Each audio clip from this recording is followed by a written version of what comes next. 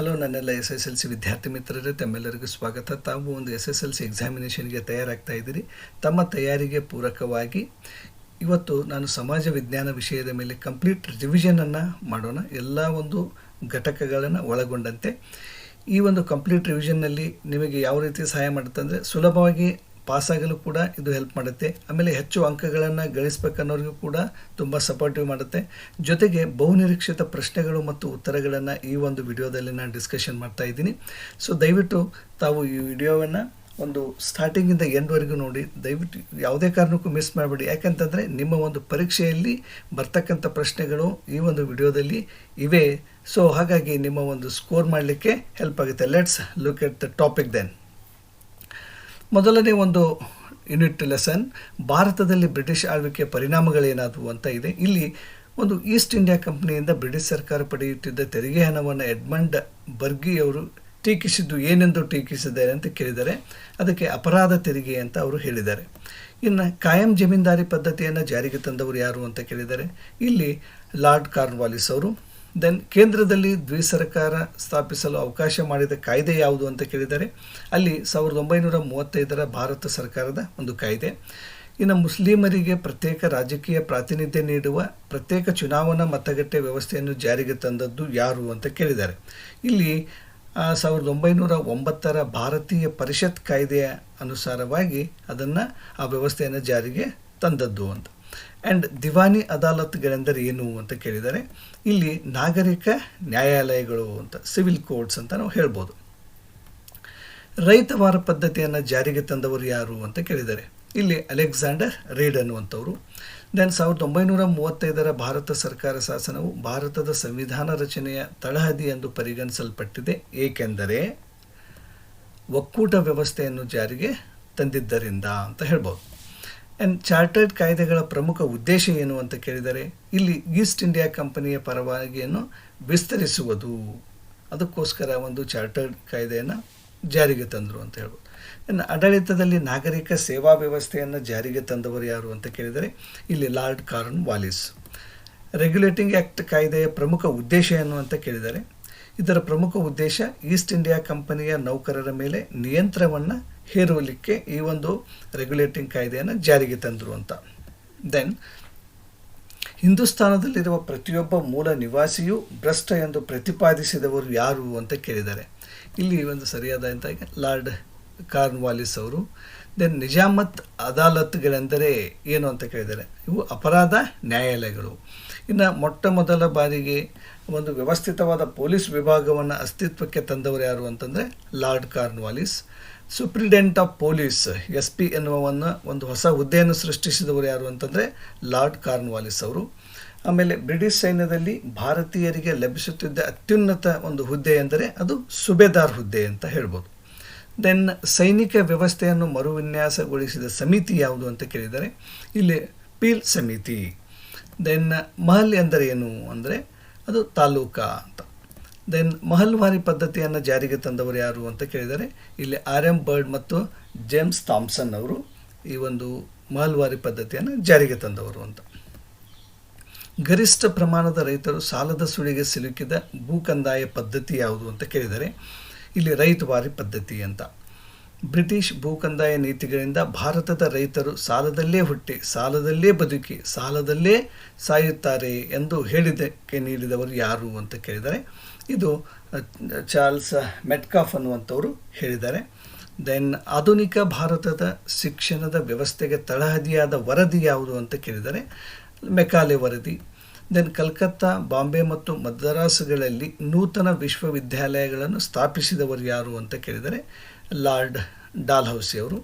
Then regulating ಕಾಯ್ದೆ ಜಾರಿಗೆ ಬಂದ ವರ್ಷ ಅಂತ ಕೇಳಿದರೆ ಅದು 1773. ದೆನ್ ಕಲ್ಕತ್ತಾದಲ್ಲಿ ಸುಪ್ರೀಂ ಕೋರ್ಟ್ ಸ್ಥಾಪನೆಗೆ ಅವಕಾಶ ನೀಡಿದ ಶಾಸನ ಯಾವುದು ಅಂತ ಕೇಳಿದರೆ ಅದೇ ಅಗೇನ್ 1773 ರೆಗ್ಯುಲೇಟಿಂಗ್ ಒಂದು ಕಾಯ್ದೆ ಪ್ರಕಾರ ಕಲ್ಕತ್ತಾದಲ್ಲಿ ಸುಪ್ರೀಂ ಕೋರ್ಟ್ ಸ್ಥಾಪನೆ ಆಗುತ್ತೆ. ದೆನ್ ಭಾರತದಲ್ಲಿದ್ದ ಕಂಪನಿಯ ಅಧೀನದ ಪ್ರದೇಶಗಳಿಗೆ ಇಂಗ್ಲೆಂಡಿನ ಸರ್ಕಾರವೇ ಅಂತಿಮ ಸಾರ್ವಭೌಮನೆಂದು ಘೋಷಿಸಿದ ಕಾಯ್ದೆ ಯಾವುದು ಅಂತ ಕೇಳಿದರೆ 1784 ಪಿಟ್ಸ್ ಇಂಡಿಯಾ ಕಾಯ್ದೆ ಅಂತ. ಓಕೆ, ನೆಕ್ಸ್ಟ್ ಒನ್, ಬಂಗಾಳದ ಗವರ್ನರ್ ಜನರಲ್ನನ್ನು ಭಾರತದ ಗವರ್ನರ್ ಜನರಲ್ ಆಗಿ ನಾಮಕರಣ ಮಾಡಿದ ಕಾಯ್ದೆ ಯಾವುದು ಅಂತ ಕೇಳಿದರೆ ಇಲ್ಲಿ 1833ರ ಚಾರ್ಟರ್ಡ್ ಕಾಯ್ದೆ. ಈಸ್ಟ್ ಇಂಡಿಯಾ ಕಂಪನಿಯ ಮಾನ್ಯತೆಯನ್ನು ರದ್ದುಗೊಳಿಸಿ ಭಾರತವನ್ನು ಬ್ರಿಟನ್ ರಾಣಿಯ ಆಡಳಿತಕ್ಕೆ ವರ್ಗಾಯಿಸಿದ ಕಾಯ್ದೆ ಯಾವುದು ಅಂತ ಕೇಳಿದ್ದಾರೆ. ಇಲ್ಲಿ 1858ರ ಭಾರತ ಸರ್ಕಾರದ ಕಾಯ್ದೆ. ಆಮೇಲೆ ಭಾರತದ ಮೊದಲ ವೈಸ್ರಾಯ್ ಯಾರು ಅಂತ ಕೇಳಿದರೆ ಲಾರ್ಡ್ ಕ್ಯಾನಿಂಗ್ ಅವರು. ದೆನ್ ದಿವಾನಿ ಅದಾಲತ್ ಮತ್ತು ನಿಜಾಮತ್ ಅದಾಲತ್ಗಳನ್ನು ಸ್ಥಾಪಿಸಿದವರು ಯಾರು ಅಂತ ಕೇಳಿದರೆ ಇಲ್ಲಿ ಲಾರ್ಡ್ ವಾರನ್ ಹೆಸ್ಟಿಂಗ್ಸ್ ಅವರು. ದೆನ್ ಭಾರತದಲ್ಲಿ ಭಾರತೀಯ ರಿಸರ್ವ್ ಬ್ಯಾಂಕ್ ಮತ್ತು ಫೆಡರಲ್ ಕೋರ್ಟ್ ಸ್ಥಾಪನೆಗೆ ಅವಕಾಶ ನೀಡಿದ ಶಾಸನ ಯಾವುದು ಅಂತ ಕೇಳಿದರೆ ಇಲ್ಲಿ 1935ರ ಭಾರತ ಸರ್ಕಾರದ ಕಾಯ್ದೆ. ದೆನ್ ಮೈಸೂರಿನ ಒಡೆಯರು ಹಾಗೂ ಕರ್ನಾಟಕದಲ್ಲಿ ಬ್ರಿಟಿಷ್ ಆಳ್ವಿಕೆಗೆ ಪ್ರತಿರೋಧಗಳು, ಈ ಒಂದು ಟಾಪಿಕ್ ಮೇಲೆ ನೋಡೋದಾದರೆ ಬೆಂಗಳೂರು ಮೈಸೂರು ರೈಲು ಮಾರ್ಗವನ್ನು ನಿರ್ಮಿಸಿದ ಕೀರ್ತಿ ಇವರಿಗೆ ಸಲ್ಲುತ್ತದೆ. ಯಾರಿಗೆ ಅಂತಂದರೆ 10ನೇ ಜಯ ಚಾಮರಾಜೇಂದ್ರ ಒಡೆಯರ್ ಅಂತ. ದೆನ್ 2ನೇ ಆಂಗ್ಲೋ ಮೈಸೂರು ಯುದ್ಧಕ್ಕೆ ಮುಖ್ಯ ಕಾರಣ ಯಾವುದು ಅಂತ ಕೇಳಿದರೆ ಇಲ್ಲಿ ಬ್ರಿಟಿಷರು ಮಾಯೆಯನ್ನು ವಶಪಡಿಸಿಕೊಂಡದ್ದು. ದೆನ್ ಮೈಸೂರು ಸಿವಿಲ್ ಸರ್ವಿಸ್ ಪರೀಕ್ಷೆಯನ್ನು ಆರಂಭಿಸಿದ ಮೈಸೂರಿನ ದಿವಾನರು ಯಾರು ಅಂತ ಕೇಳಿದ್ದಾರೆ. ಇಲ್ಲಿ ಕೆ ಶೇಷಾದ್ರಿ ಅಯ್ಯರ್. ಮೈಸೂರು ಸಂಸ್ಥಾನದ ನವರಾತ್ರಿ ಅಂದರೆ ದಸರಾ ಉತ್ಸವವನ್ನು ಶ್ರೀರಂಗಪಟ್ಟಣದಲ್ಲಿ ಪ್ರಾರಂಭಿಸಿದವರು ಯಾರು ಅಂತ ಕೇಳಿದರೆ ಅದು ರಾಜ ಒಡೆಯರ್. ಹಲಗಲಿಯ ಬೇಡರ ದಂಗೆಗೆ ಮುಖ್ಯ ಕಾರಣ ಯಾವುದು ಅಂತ ಕೇಳಿದರೆ ಅಲ್ಲಿ ಶಸ್ತ್ರಗಳ ಬಳಕೆಯ ನಿರ್ಬಂಧ ಕಾನೂನು ಜಾರಿಗೆ ಬಂದಿದ್ದರಿಂದ ಒಂದು ಹಲಗಲಿಯ ದಂಗೆ ಹೇಳುತ್ತೆ ಅಂತ ಹೇಳ್ಬೋದು.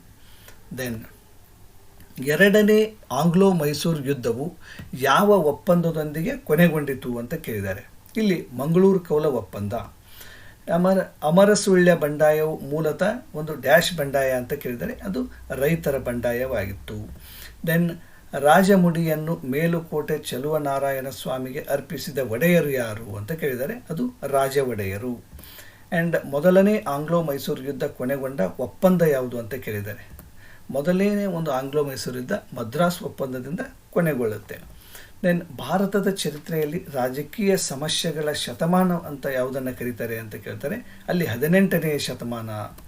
ಆ್ಯಂಡ್ ರಾಜ ಒಡೆಯರ್ ಅವರನ್ನು ಡ್ಯಾಶ್ ಅನ್ನು ರಾಜಧಾನಿಯನ್ನಾಗಿ ಮಾಡಿಕೊಂಡರು ಅಂತ ಇದೆ. ಇಲ್ಲಿ ರಾಜ ಒಡೆಯರ್ ಅವರು ಶ್ರೀರಂಗಪಟ್ಟಣವನ್ನು ತಮ್ಮ ರಾಜಧಾನಿಯನ್ನಾಗಿ ಮಾಡಿಕೊಂಡಿದ್ದರು. ನೆಕ್ಸ್ಟ್ 1781ರಲ್ಲಿ ಬ್ರಿಟಿಷರಿಂದ ಹೈದರಾಲಿ ಪರಾಭವಗೊಂಡ ಕದನ ಅಂತ ಕೇಳಿದ್ದಾರೆ. ಇಲ್ಲಿ ಫೋರ್ಟೋ-ನೋವಾ ಕದನದಲ್ಲಿ ಅವನು ಪರಾಭವಗೊಳ್ತಾನೆ. ದೆನ್ 3ನೇ ಆಂಗ್ಲೋ ಮೈಸೂರು ಯುದ್ಧದ ಸಮಯದಲ್ಲಿ ಬ್ರಿಟಿಷ್ ಸೈನ್ಯದ ನಾಯಕತ್ವವನ್ನು ವಹಿಸಿಕೊಂಡವರು ಯಾರು ಅಂತ ಕೇಳಿದ್ದಾರೆ. ಇಲ್ಲಿ ಲಾರ್ಡ್ ಕಾರ್ನ್ ವಾಲಿಸ್. 3ನೇ ಆಂಗ್ಲೋ ಮೈಸೂರು ಯುದ್ಧ ಈ ಒಪ್ಪಂದದೊಂದಿಗೆ ಕೊನೆಗೊಂಡಿತು ಅಂತ ಕೇಳಿದ್ದಾರೆ. ಶ್ರೀರಂಗಪಟ್ಟಣ ಒಪ್ಪಂದ. ಆಡಳಿತದಲ್ಲಿ ನೆರವು ನೀಡಲು ಅಠಾರ ಕಚೇರಿಯನ್ನು ರಚನೆ ಮಾಡಿದ ಒಡೆಯರ್ ಯಾರು ಅಂತ ಕೇಳಿದ್ದಾರೆ. ಇಲ್ಲಿ ಚಿಕ್ಕ ದೇವರಾಜ ಒಡೆಯರ್. ಮೈಸೂರು ರಾಜ್ಯಗೀತೆ ಕಾಯೋ ಶ್ರೀ ಗೌರಿಯನ್ನು ರಚಿಸಿದವರು ಯಾರು ಅಂದರೆ ಇದು ಬಸವಪ್ಪ ಶಾಸ್ತ್ರಿಯವರು. ಆ್ಯಂಡ್ ಮರಾಠಿಯಲ್ಲಿ ವಾಗ್ ಎಂದರೆ ಏನು? ಹುಲಿ ಎಂದರ್ಥ. ಇನ್ನು ಮುಂದಿನ ಪ್ರಶ್ನೆ, ಬೆಂಗಳೂರಿನಲ್ಲಿ ಭಾರತೀಯ ವಿಜ್ಞಾನ ಸಂಸ್ಥೆಯನ್ನು ಸ್ಥಾಪಿಸಿದವರು ಯಾರು? ನಾಲ್ವಡಿ ಕೃಷ್ಣರಾಜ ಒಡೆಯರ್. ಸಂಗೊಳ್ಳಿ ರಾಯಣ್ಣನನ್ನು ಗಲ್ಲಿಗೇರಿಸಿದ ಸ್ಥಳ ಯಾವುದು ಅಂತ ಕೇಳಿದರೆ ನಂದಗಡ. ಟಿಪ್ಪು ಸುಲ್ತಾನನ ಮರಣದ ನಂತರ ಮೈಸೂರಿನ ಮಹಾರಾಜರಾಗಿ ಅಧಿಕಾರ ಸ್ವೀಕರಿಸಿದವರು ಯಾರು ಅಂತ ಕೇಳ್ತಾರೆ. ಮುಮ್ಮಡಿ ಕೃಷ್ಣರಾಜ ಒಡೆಯರ್. ಇನ್ನು ನವಕೋಟಿ ನಾರಾಯಣ ಎಂಬ ಬಿರುದು ಇವರಿಗಿತ್ತು. ಚಿಕ್ಕ ದೇವರಾಜ ಒಡೆಯರ್. ಹೆಣ್ಣು ಮಕ್ಕಳ ವಿದ್ಯಾಭ್ಯಾಸಕ್ಕೆ ಮೈಸೂರಿನಲ್ಲಿ ಮಹಾರಾಣಿ ಬಾಲಿಕಾ ಪ್ರೌಢಶಾಲೆಯನ್ನು ಸ್ಥಾಪಿಸಿದವರು ಯಾರು ಅಂತ ಕೇಳ್ತಾರೆ. ಅದು 10ನೇ ಚಾಮರಾಜೇಂದ್ರ ಒಡೆಯರ್. ಮೈಸೂರು ವಿಶ್ವವಿದ್ಯಾನಿಲಯ ಸ್ಥಾಪಕರು ಯಾರು ಅಂತ ಕೇಳ್ತಾರೆ. ಅಲ್ಲಿ ಸರಿಯಾದ ಆಯ್ಕೆ ನಾಲ್ವಡಿ ಕೃಷ್ಣರಾಜ ಒಡೆಯರ್. ಇನ್ನು ನಾಲ್ವಡಿ ಕೃಷ್ಣರಾಜ ಒಡೆಯರನ್ನು ರಾಜರ್ಷಿ ಎಂದು ಕರೆದವರು ಯಾರು ಅಂದರೆ ಅದು ಮಹಾತ್ಮ ಗಾಂಧೀಜಿಯವರು. ದೆನ್ ಅಭಿನವ ಕಾಳಿದಾಸ ಎಂದು ಕರೆಯಲ್ಪಡುವವರು ಯಾರು ಅಂತ ಕೇಳ್ತಾರೆ. ಅಗೇನ್ ಬಸವಪ್ಪ ಶಾಸ್ತ್ರಿ ಅವರನ್ನು ನಾವು ನಮ್ಮ ಕರ್ನಾಟಕದ ಅಭಿನವ ಕಾಳಿದಾಸ ಎಂದು ಕರೆಯುತ್ತೇವೆ. ಇನ್ನು ಮಹಾಯುದ್ಧಗಳು ಹಾಗೂ ಭಾರತದ ಪಾತ್ರ ಏನಿತ್ತು ಆ ಒಂದು ಟಾಪಿಕ್ ಮೇಲೆ ನೋಡೋದಾದರೆ ಮೊದಲನೇ ವಿಶ್ವ ಸಮರಕ್ಕೆ ತತ್ತನದ ಕಾರಣ ಏನು ಅಂತ ಕೇಳಿದ್ದಾರೆ. ಇಲ್ಲಿ ಆರ್ಕ್ಡ್ಯೂಕ್ ಫ್ರಾನ್ಸಿಸ್ ಫರ್ಡಿನೆಂಡನ ಒಂದು ಹತ್ಯೆ ಆಗುತ್ತೆ. ಅದರಿಂದ ಮೊದಲನೇ ವಿಶ್ವಯುದ್ಧ ಪ್ರಾರಂಭವಾಯಿತು ಅಂತ ಹೇಳ್ಬೋದು. ಮೊದಲನೇ ಮಹಾಯುದ್ಧದ ಸಂದರ್ಭದಲ್ಲಿ ಕದನ ಬಾಂಧವ್ಯತ್ರಯ ಮೈತ್ರಿಕೂಟವನ್ನು ರಚಿಸಿದ ರಾಷ್ಟ್ರಗಳು ಯಾವುವು ಅಂತ ಕೇಳ್ತಾರೆ. ಇಲ್ಲಿ ಬ್ರಿಟನ್, ಫ್ರಾನ್ಸ್, ರಷ್ಯಾ. ಇನ್ನು ಕದನ ಬಾಂಧವ್ಯತ್ರಯದ ಮೈತ್ರಿಕೂಟ ರಚಿಸಿಕೊಂಡ ರಾಷ್ಟ್ರಗಳ ಸರಿಯಾದ ಗುಂಪು ಯಾವುದು ಅಂತಲೂ ಕೇಳ್ತಾರೆ. ಅಲ್ಲಿ ಬ್ರಿಟನ್, ಫ್ರಾನ್ಸ್ ಆ್ಯಂಡ್ ರಷ್ಯಾ. ಮತ್ತು ಹಿರೋಶಿಮಾ ಮತ್ತು ನಾಗಾಸಾಕಿ ನಗರಗಳಿರುವುದು ಎಲ್ಲಿ ಅಂದರೆ ಇವು ಜಪಾನ್ ದೇಶದಲ್ಲಿ ಇದ್ದಾವೆ. ದೆನ್ ಇವುಗಳಲ್ಲಿ ಉಳಿದವುಗಿಂತ ಭಿನ್ನವಾಗಿರುವುದು ಯಾವುದು ಅಂತ ಕೇಳ್ತಾರೆ. ಆಕ್ಸಿಸ್, ಕದನ ಬಾಂಧವ್ಯತ್ರಯ, ಕದನ ಸೌಹಾರ್ದತೆಯ, ಬೂದು ಅಂಗಿದಳ ಅಂತ ಇದೆ. ಇಲ್ಲಿ ನಾವು ನೋಡೋದಾದರೆ ಅದು ಒಂದು ಬೂದು ಅಂಗಿದಳು ಅನ್ನುವಂಥದ್ದು ಒಂದು ವಿಭಿನ್ನವಾಗಿದೆ. ಓಕೆ, ನೆಕ್ಸ್ಟ್, ಇಟಲಿಯಲ್ಲಿನ ರಾಷ್ಟ್ರೀಯ ಫ್ಯಾಸಿಸ್ಟ್ ಪಕ್ಷದ ಸ್ಥಾಪಕ ಯಾರು ಅಥವಾ ಇಟಲಿಯ ಫ್ಯಾಸಿಸ್ಟ್ ಸರ್ವಾಧಿಕಾರಿಯನ್ನು ಹೆಸರಿಸಿ ಅಂತ ಕೇಳ್ತಾರೆ. ಬೆನೆಟೋ ಮುಸ್ಸೋಲಿನಿ. ದೆನ್ ಅಡಾಲ್ಫ್ ಹಿಟ್ಲರ್ ಕಂದು ಅಂಗಿದಳ ಸ್ಥಾಪಿಸಿದನು ಏಕೆ ಅಂತ ಕೇಳಿದ್ದಾರೆ. ಯಾಕೆ ಅಂತಂದರೆ ಗಲಭೆಗಳನ್ನು ಮಾಡಿ ಜನರಲ್ಲಿ ಭೀತಿಯನ್ನು ಹುಟ್ಟಿಸಲು. ದೆನ್ ಗೋಬೆಲ್ಸ್ ಎಂಬ ವಿಶೇಷ ಮಂತ್ರಿಯನ್ನು ಹಿಟ್ಲರ್ ನೇಮಿಸಿದ ಉದ್ದೇಶವೇನು ಅಂತ ಕೇಳಿದರೆ ಇಲ್ಲಿ ಜನಾಂಗೀಯ ದ್ವೇಷವನ್ನು ಪ್ರಸಾರ ಮಾಡಲು ಗೋಬೆಲ್ಸ್ ಎಂಬ ಮಂತ್ರಿಯನ್ನು ನೇಮಕ ಮಾಡಿದ್ದನು ಅಂತ ಹೇಳ್ಬೋದು. ಇನ್ನು ತೀನ್ ಮೂರ್ತಿ ಭವನವಿರುವುದು ಅಥವಾ ತೀನ್ ಮೂರ್ತಿ ಹೈಫಾ ಚೌಕ್ ಎಲ್ಲಿ ಕಂಡುಬರುತ್ತದೆ ಅಂತ ಕೇಳಿದರೆ ಇಲ್ಲಿ ನವದೆಹಲಿಯಲ್ಲಿ ಕಂಡುಬರುತ್ತೆ ಅಥವಾ ದೆಹಲಿಯಲ್ಲಿ ಕಂಡುಬರುತ್ತೆ ಅಂತ ಹೇಳ್ಬೋದು. ಆಮೇಲೆ ಪ್ರಥಮ ವಿಶ್ವ ಸಮರ ಅಂದರೆ ಮೊದಲೇ ಮಹಾಯುದ್ಧಕ್ಕೆ ತತ್ಕ್ಷಣದ ಕಾರಣವೇನು ಅಂತ ಕೇಳ್ತಾರೆ. ಇಲ್ಲಿ ಆಸ್ಟ್ರಿಯಾದ ರಾಜಕುಮಾರ ಆರ್ಕ್ಡ್ಯೂಕ್ ಫ್ರಾನ್ಸಿಸ್ ಫರ್ಡಿನೆಂಡನ ಹತ್ಯೆ ಅಂತ ಕಾರಣ. ದೆನ್ ದೆಹಲಿಯ ತೀನ್ ಮೂರ್ತಿ ಭವನದ ಪ್ರಾಮುಖ್ಯತೆ ಏನು ಅಂತ ಕೇಳ್ಬೋದು. ಇಲ್ಲಿ ಮೈಸೂರು, ಜೋಧ್ಪುರ್ ಹಾಗೂ ಹೈದರಾಬಾದ್ ಲ್ಯಾಂಡ್ಸ್ನ ಒಂದು ಸೋಲ್ಜರ್ಸು ವಿಶ್ವಯುದ್ಧದಲ್ಲಿ ಬ್ರಿಟಿಷರ ಪರವಾಗಿ ಭಾಗವಹಿಸಿ ವಿಜೇತರಾಗಿದ್ದರಿಂದ ಬ್ರಿಟಿಷರು ಇವರ ಹೆಸರಿನಲ್ಲಿ ದೆಹಲಿಯಲ್ಲಿ ಒಂದು ತೀನ್ ಮೂರ್ತಿ ಭವನವನ್ನು ನಿರ್ಮಿಸಿದರು. ದೆನ್ ಕದನ ಸೌಹಾರ್ದತೆಯ ಮೈತ್ರಿಕೂಟವನ್ನು ರಚಿಸಿಕೊಂಡ ರಾಷ್ಟ್ರಗಳು ಯಾವುವು ಅಂತ ಕೇಳ್ತಾರೆ. ಅಲ್ಲಿ ಜರ್ಮನಿ, ಆಸ್ಟ್ರಿಯಾ, ಹಂಗೇರಿ ಮತ್ತು ಇಟಲಿ ಅಂತ ಹೇಳ್ಬೋದು. ಮೊದಲ ಮಹಾಯುದ್ಧ ನಡೆದ ಅವಧಿ ಯಾವುದು ಅಂತ ಕೇಳ್ತಾರೆ. ನಮಗೆಲ್ಲರಿಗೂ ಗೊತ್ತಿರುವ ಹಾಗೆ 1914ರಿಂದ 1918ರವರೆಗೆ ಅದು ನಡೆಯುತ್ತೆ. ದೆನ್ ಪ್ರಥಮ ಮಹಾಯುದ್ಧವನ್ನು ಕೊನೆಗೊಳಿಸಿದ ಒಪ್ಪಂದ ಯಾವುದು ಅಂತ ಕೇಳ್ತಾರೆ. ಅದು ವರ್ಸೈಲ್ಸ್ ಒಪ್ಪಂದ 1919ರಲ್ಲಿ ಆಗುತ್ತೆ. ದೆನ್ ಮೊದಲ ಮಹಾಯುದ್ಧದ ನಂತರ ಯುದ್ಧಗಳನ್ನು ತಡೆಯಲು ಮತ್ತು ಜಾಗತಿಕ ಶಾಂತಿಗಾಗಿ ಸ್ಥಾಪನೆಯಾದ ಸಂಸ್ಥೆ ಯಾವುದು ಅಂತ ಕೇಳ್ತಾರೆ. ಅದು ಲೀಗ್ ಆಫ್ ನೇಷನ್ಸ್ ಅಂದರೆ ರಾಷ್ಟ್ರ ಸಂಘ ಅಂತ ಏನು ಕರಿತೀವಿ ಅದು. ದೆನ್ ಮೊದಲ ಮಹಾಯುದ್ಧದ ನಂತರ ಜರ್ಮನಿಯ ಸರ್ವಾಧಿಕಾರಿ ಯಾರಿದ್ರು ಅಂತ ಕೇಳ್ತಾರೆ. Adolf Hitler. ದೆನ್ ಸರ್ವಾಧಿಕಾರಿ ಹಿಟ್ಲರ್ ಜರ್ಮನಿಯಲ್ಲಿ ಕಟ್ಟಿದ ಏಕೈಕ ರಾಜಕೀಯ ಪಕ್ಷ ಯಾವುದು ಅಂತಂದರೆ ಅದು ನಾಜಿ ಪಕ್ಷ. ದೆನ್ ಜರ್ಮನ್ ಜನಾಂಗದ ಶ್ರೇಷ್ಠತೆಯನ್ನು ಸಾರಲು ಹಿಟ್ಲರ್ ಅನುಸರಿಸಿದ ಸಿದ್ಧಾಂತ ಯಾವುದು ಅಂದರೆ ಅದು ನಾಜಿವಾದ ಅಂತ ಹೇಳ್ಬೋದು. ದೆನ್ ಹೋಲೋಕಾಸ್ಟ್ ಎಂದರೇನು ಅಂತ ಕೇಳ್ತಾರೆ. ಇಲ್ಲಿ ಹಿಟ್ಲರ್ ನಡೆಸಿದ ಸಾಮೂಹಿಕ ಕಗ್ಗೊಲೆಗಳನ್ನು ಹೋಲೋಕಾಸ್ಟ್ ಎನ್ನುವರು. ಆಮೇಲೆ ಕಾನ್ಸಂಟ್ರೇಷನ್ ಕ್ಯಾಂಪ್ಸ್ ಅಂದರೆ ಏನು ಅಂತ ಕೇಳ್ತಾರೆ.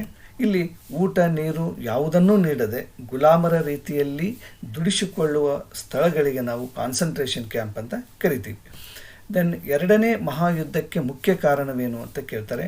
ಇಲ್ಲಿ ಜಗತ್ತನ್ನೇ ಗೆಲ್ಲಬೇಕೆಂಬ ಮತ್ತು ಜರ್ಮನ್ನರ ಆರ್ಯ ಜನಾಂಗೀಯ ಶ್ರೇಷ್ಠತೆಯನ್ನು ಜಾರಿಗೊಳಿಸಬೇಕೆಂಬ ಹಿಟ್ಲರನ ಒಂದು ಮಹತ್ವಾಕಾಂಕ್ಷೆಯೇ ಕೂಡ ಒಂದು ಎರಡನೇ ಮಹಾಯುದ್ಧಕ್ಕೆ ಕಾರಣವಾಯಿತು.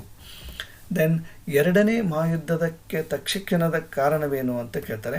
ಇಲ್ಲಿ 1939 ಸೆಪ್ಟೆಂಬರ್ 1ರಂದು ಜರ್ಮನಿಯು ಪೋಲೆಂಡಿನ ಮೇಲೆ ಒಂದು ದಾಳಿಯನ್ನು ಮಾಡುತ್ತೆ. ಆ ದಾಳಿ ಎರಡನೇ ಒಂದು ಮಹಾಯುದ್ಧಕ್ಕೆ ಕಾರಣವಾಗುತ್ತೆ ಅಂತ ಹೇಳ್ಬೋದು. ದೆನ್ ಎರಡನೇ ಮಹಾಯುದ್ಧ ನಡೆದ ಅವಧಿ ಯಾವುದು ಅಂತ ಕೇಳ್ತಾರೆ.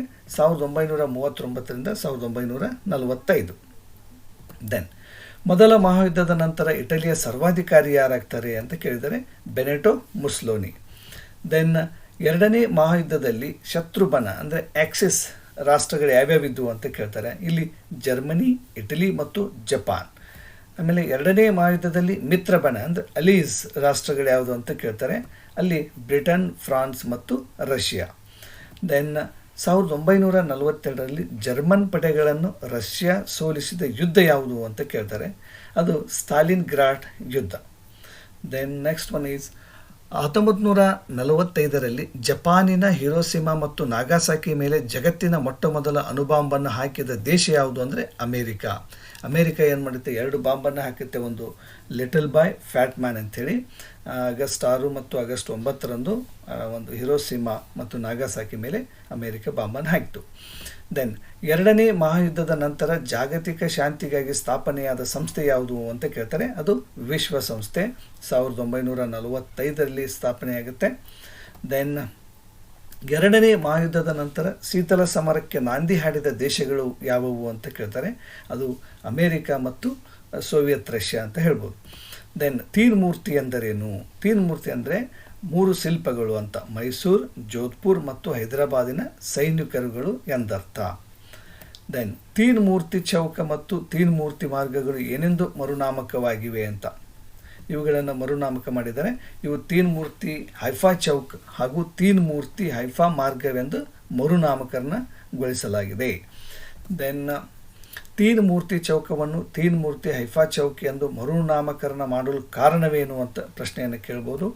ಅದಕ್ಕೆ ಇಸ್ರೇಲ್ ಜೊತೆಗಿನ ಸ್ನೇಹ ಸೌಹಾರ್ದದ ಒಂದು ಗುರುತಾಗಿ, ಕುರುಹಾಗಿ ಮತ್ತು ಯುದ್ಧದ ನೆನಪಿಗಾಗಿ ಆ ಹೆಸರನ್ನು ಚೇಂಜ್ ಮಾಡಿದ್ದಾರೆ. ದೆನ್ ಮೊದಲ ಮಹಾಯುದ್ಧದ ಸಮಯದಲ್ಲಿ ಇಂಗ್ಲೆಂಡಿನ ದೊರೆ ಮತ್ತು ಭಾರತದ ಚಕ್ರವರ್ತಿ ಯಾರಾಗಿದ್ದರು ಅಂತ ಕೇಳ್ಬೋದು. ಅದಕ್ಕೆ 5ನೇ ಜಾರ್ಜ್ ಅಂತ ಸರಿಯಾದ ಆಯ್ಕೆ. ದೆನ್ ಮೊದಲ ಮಹಾಯುದ್ಧದಿಂದ ರಷ್ಯಾ ಹಿಂದೆ ಸರಿಯಲು ಕಾರಣವೇನು ಅಂತ ಕೇಳ್ತಾರೆ. ಇಲ್ಲಿ 1917ರಲ್ಲಿ ರಷ್ಯಾದಲ್ಲಿ ಉಂಟಾದ ಒಂದು ಸಾಮಾಜಿಕ ಕ್ರಾಂತಿನೇ ಕಾರಣ ಆಗುತ್ತೆ. ಓಕೆ. ದೆನ್ ಇನ್ನು ಜಾಗತಿಕ ಸಂಸ್ಥೆಗಳು, ಅವುಗಳ ಒಂದಿಷ್ಟು ಮೇಲೆ ಕ್ವೆಶನ್ ನೋಡೋದಾದರೆ, ಹಸಿವೆಯಿಂದ ಜಾಗತಿಕ ಸಮುದಾಯವನ್ನು ವಿಮುಕ್ತಿಗೊಳಿಸುವ ಉದ್ದೇಶದಿಂದ ರಚನೆಗೊಂಡ ವಿಶ್ವಸಂಸ್ಥೆಯ ಸಂಸ್ಥೆ ಯಾವುದು ಅಂತ ಕೇಳ್ತಾರೆ. ಅಲ್ಲಿ ಸರಿಯಾದ ಒಂದು ಉತ್ತರ ನೋಡೋದಾದರೆ ಆಹಾರ ಮತ್ತು ಕೃಷಿ ಸಂಸ್ಥೆ ಅಂತ ಹೇಳ್ಬೋದು. ದೆನ್ ವಿಶ್ವ ಆರೋಗ್ಯ ಸಂಸ್ಥೆಯ ಮುಖ್ಯ ಕಚೇರಿಯಲ್ಲಿದೆ ಅಂತ ಕೇಳ್ತಾರೆ. ಜಿನೇವಾದಲ್ಲಿದೆ. ದೆನ್ ವಿಶ್ವಸಂಸ್ಥೆಯ ಪ್ರಧಾನ ಕಚೇರಿ ಇರುವ ನಗರ ಅಥವಾ ವಿಶ್ವಸಂಸ್ಥೆಯ ಪ್ರಧಾನ ಕಚೇರಿಯಲ್ಲಿದೆ ಅಂತ ಕೇಳ್ತಾರೆ. ನ್ಯೂಯಾರ್ಕ್, ಅಮೇರಿಕಾದ ನ್ಯೂಯಾರ್ಕಲ್ಲಿದೆ. ವಿಶ್ವಸಂಸ್ಥೆಯ ಸಚಿವ ಸಂಪುಟ ಎಂದು ಕರೆಯಲ್ಪಡುವ ಅಂಗಸಂಸ್ಥೆ ಯಾವುದು ಅಂತ ಕೇಳ್ತಾರೆ. ಅದು ಭದ್ರತಾ ಸಮಿತಿ. ದೆನ್ ನೊಬೆಲ್ ಪ್ರಶಸ್ತಿ ಪಡೆದಿರುವ ವಿಶ್ವಸಂಸ್ಥೆಯ ವಿಶೇಷ ಸಂಸ್ಥೆ ಯಾವುದು ಅಂತ ಕೇಳ್ತಾರೆ. ಅದು ವಿಶ್ವಸಂಸ್ಥೆ ಅಂತಾರಾಷ್ಟ್ರೀಯ ಮಕ್ಕಳ ತುರ್ತು ನಿಧಿ ಅಂದರೆ ಯುನಿಸೆಫ್, ಆ ಒಂದು ಏನಿದೆ ಅಂಗಸಂಸ್ಥೆ ನೊಬೆಲ್ ಪ್ರೈಸನ್ನು ಪಡೆದಿದೆ. ದೆನ್ ವಿಶ್ವಸಂಸ್ಥೆಯ ದತ್ತಿ ಸಮಿತಿಯನ್ನು ಏಕೆ ಸ್ಥಾಪಿಸಲಾಗಿತ್ತು ಅಂತ ಕೇಳ್ತಾರೆ. ಇದನ್ನು ವಸಾಹತುಶಾಹಿ ತತ್ವಕ್ಕೆ ಒಳಪಟ್ಟಿದ್ದ ಪ್ರದೇಶಗಳ ಮೇಲ್ವುಸ್ತುವಾರಿ ಮಾಡಲು ಆ ಒಂದು ಸಮಿತಿಯನ್ನು ಸ್ಥಾಪನೆ ಮಾಡಲಾಗಿತ್ತು. ಆ್ಯಂಡ್ ಅಂತಾರಾಷ್ಟ್ರೀಯ ನ್ಯಾಯಾಲಯದ ಪ್ರಧಾನ ಕಚೇರಿ ಇರುವ ಸ್ಥಳ ಎಲ್ಲಿ ಅಂತ ಕೇಳ್ತಾರೆ. ಅದು ನೆದರ್ಲ್ಯಾಂಡ್ಸ್ನ ಹೇಗ್ ನಗರದಲ್ಲಿ ಇದೆ. ಆ್ಯಂಡ್ ಲೀಗ್ ಆಫ್ ನೇಷನ್ಸ್ ಅಂದರೆ ರಾಷ್ಟ್ರಗಳ ಸಂಘ ಏಕೆ ವಿಫಲವಾಯಿತು ಅಂತಂದರೆ, ಇಲ್ಲಿ 1939ರಲ್ಲಿ ದ್ವಿತೀಯ ಮಹಾಯುದ್ಧ ಪ್ರಾರಂಭವಾಗಿದ್ದರಿಂದ ಅದು ವಿಫಲವಾಯಿತು. ದೆನ್ 2ನೇ ಮಹಾಯುದ್ಧದ ನಂತರ ಜಾಗತಿಕ ಶಾಂತಿಗಾಗಿ ಸ್ಥಾಪನೆಯಾದ ಸಂಸ್ಥೆ ಯಾವುದು ಅಂದರೆ ವಿಶ್ವಸಂಸ್ಥೆ. ದೆನ್ ವಿಶ್ವಸಂಸ್ಥೆ ಸ್ಥಾಪನೆಯ ನಾಯಕತ್ವ ವಹಿಸಿದವರು ಯಾರು ಅಂತ ಕೇಳ್ತಾರೆ. ಇಲ್ಲಿ ಇಂಗ್ಲೆಂಡಿನ ಚರ್ಚಿಲ್, ರಷ್ಯಾದ ಸ್ಟಾಲಿನ್ ಮತ್ತು ಅಮೇರಿಕಾದ ರೂಸ್ವೆಲ್ಟ್ ಅಂತ ಹೇಳ್ಬೋದು. ದೆನ್ ವಿಶ್ವಸಂಸ್ಥೆ ಎಂಬ ಪದವನ್ನು ಮೊದಲ ಬಾರಿಗೆ ಚಾಲ್ತಿಗೆ ತಂದವರು ಯಾರು ಅಂತ ಕೇಳ್ತಾರೆ. ಅದು ಅಮೇರಿಕಾದ ಅಧ್ಯಕ್ಷ ರೂಸ್ವೆಲ್ಟ್ ಅವರು. ದೆನ್ ವಿಶ್ವಸಂಸ್ಥೆ ಎಂಬ ಪದವನ್ನು ಪ್ರಥಮ ಬಾರಿಗೆ ಬಳಕೆ ಮಾಡಿದ್ದು 1942 ಜನವರಿ 1ರಂದು. ದೆನ್ ವಿಶ್ವಸಂಸ್ಥೆ ಸ್ಥಾಪನೆಯಾದದ್ದು 1945 ಅಕ್ಟೋಬರ್ 24. ದೆನ್ ಪ್ರಸ್ತುತ ವಿಶ್ವಸಂಸ್ಥೆಯ ಸದಸ್ಯ ರಾಷ್ಟ್ರಗಳ ಸಂಖ್ಯೆ ಎಷ್ಟು ಅಂತಂದರೆ 193 ಇದೆ. ದೆನ್ ವಿಶ್ವಸಂಸ್ಥೆಯ ಸನ್ನದು ಒಳಗೊಂಡಿರುವ ಅಧ್ಯಾಯಗಳು ಎಷ್ಟು ಅಂತ ಕೇಳ್ತಾರೆ. ಅಲ್ಲಿ 19 ಮತ್ತು ಅಧ್ಯಾಯಗಳು 19, ವಿಧಿಗಳು 111 ಅಂತ ಹೇಳ್ಬೋದು.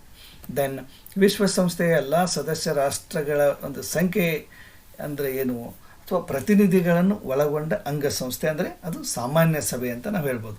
ಅಂದರೆ ವಿಶ್ವಸಂಸ್ಥೆ ಎಲ್ಲ ಸದಸ್ಯ ರಾಷ್ಟ್ರಗಳ ಪ್ರತಿನಿಧಿಗಳನ್ನು ಒಳಗೊಂಡಿರ್ತಕ್ಕಂಥ ಅಂಗಸಂಸ್ಥೆಗೆ ಒಂದು ಸಾಮಾನ್ಯ ಸಭೆ ಅಂತ ಕರೀತಾರೆ. ದೆನ್ ಜಾಗತಿಕ ಸಂಸತ್ತು ಎಂದು ಕರೆಯಲ್ಪಡುವ ವಿಶ್ವಸಂಸ್ಥೆಯ ಅಂಗಸಂಸ್ಥೆ ಯಾವುದು ಅಂತ ಕೇಳಿದರೆ ಅದು ಸಾಮಾನ್ಯ ಸಭೆ. ವಿಶ್ವಸಂಸ್ಥೆಯ ಕಾರ್ಯಾಂಗ ಅಥವಾ ಸಚಿವ ಸಂಪುಟ ಎಂದು ಕರೆಯಲ್ಪಡುವ ಅಂಗಸಂಸ್ಥೆ ಯಾವುದು ಅಂದರೆ ಅದು ಭದ್ರತಾ ಮಂಡಳಿ. ದೆನ್ ಭದ್ರತಾ ಮಂಡಳಿ ಸದಸ್ಯ ರಾಷ್ಟ್ರಗಳ ಸಂಖ್ಯೆ ಎಷ್ಟು ಅಂತ ಕೇಳಿದ್ದಾರೆ. ಭದ್ರತಾ ಮಂಡಳಿಯ ಸದಸ್ಯ ರಾಷ್ಟ್ರಗಳ ಸಂಖ್ಯೆ ಎಷ್ಟು ಅಂದರೆ 15 ಇದೆ. ಅದರಲ್ಲಿ ಕಾಯಂ ಸದಸ್ಯ ರಾಷ್ಟ್ರಗಳ ಸಂಖ್ಯೆ ಎಷ್ಟು ಅಂತಂದರೆ ಅದು 5 ಇದೆ.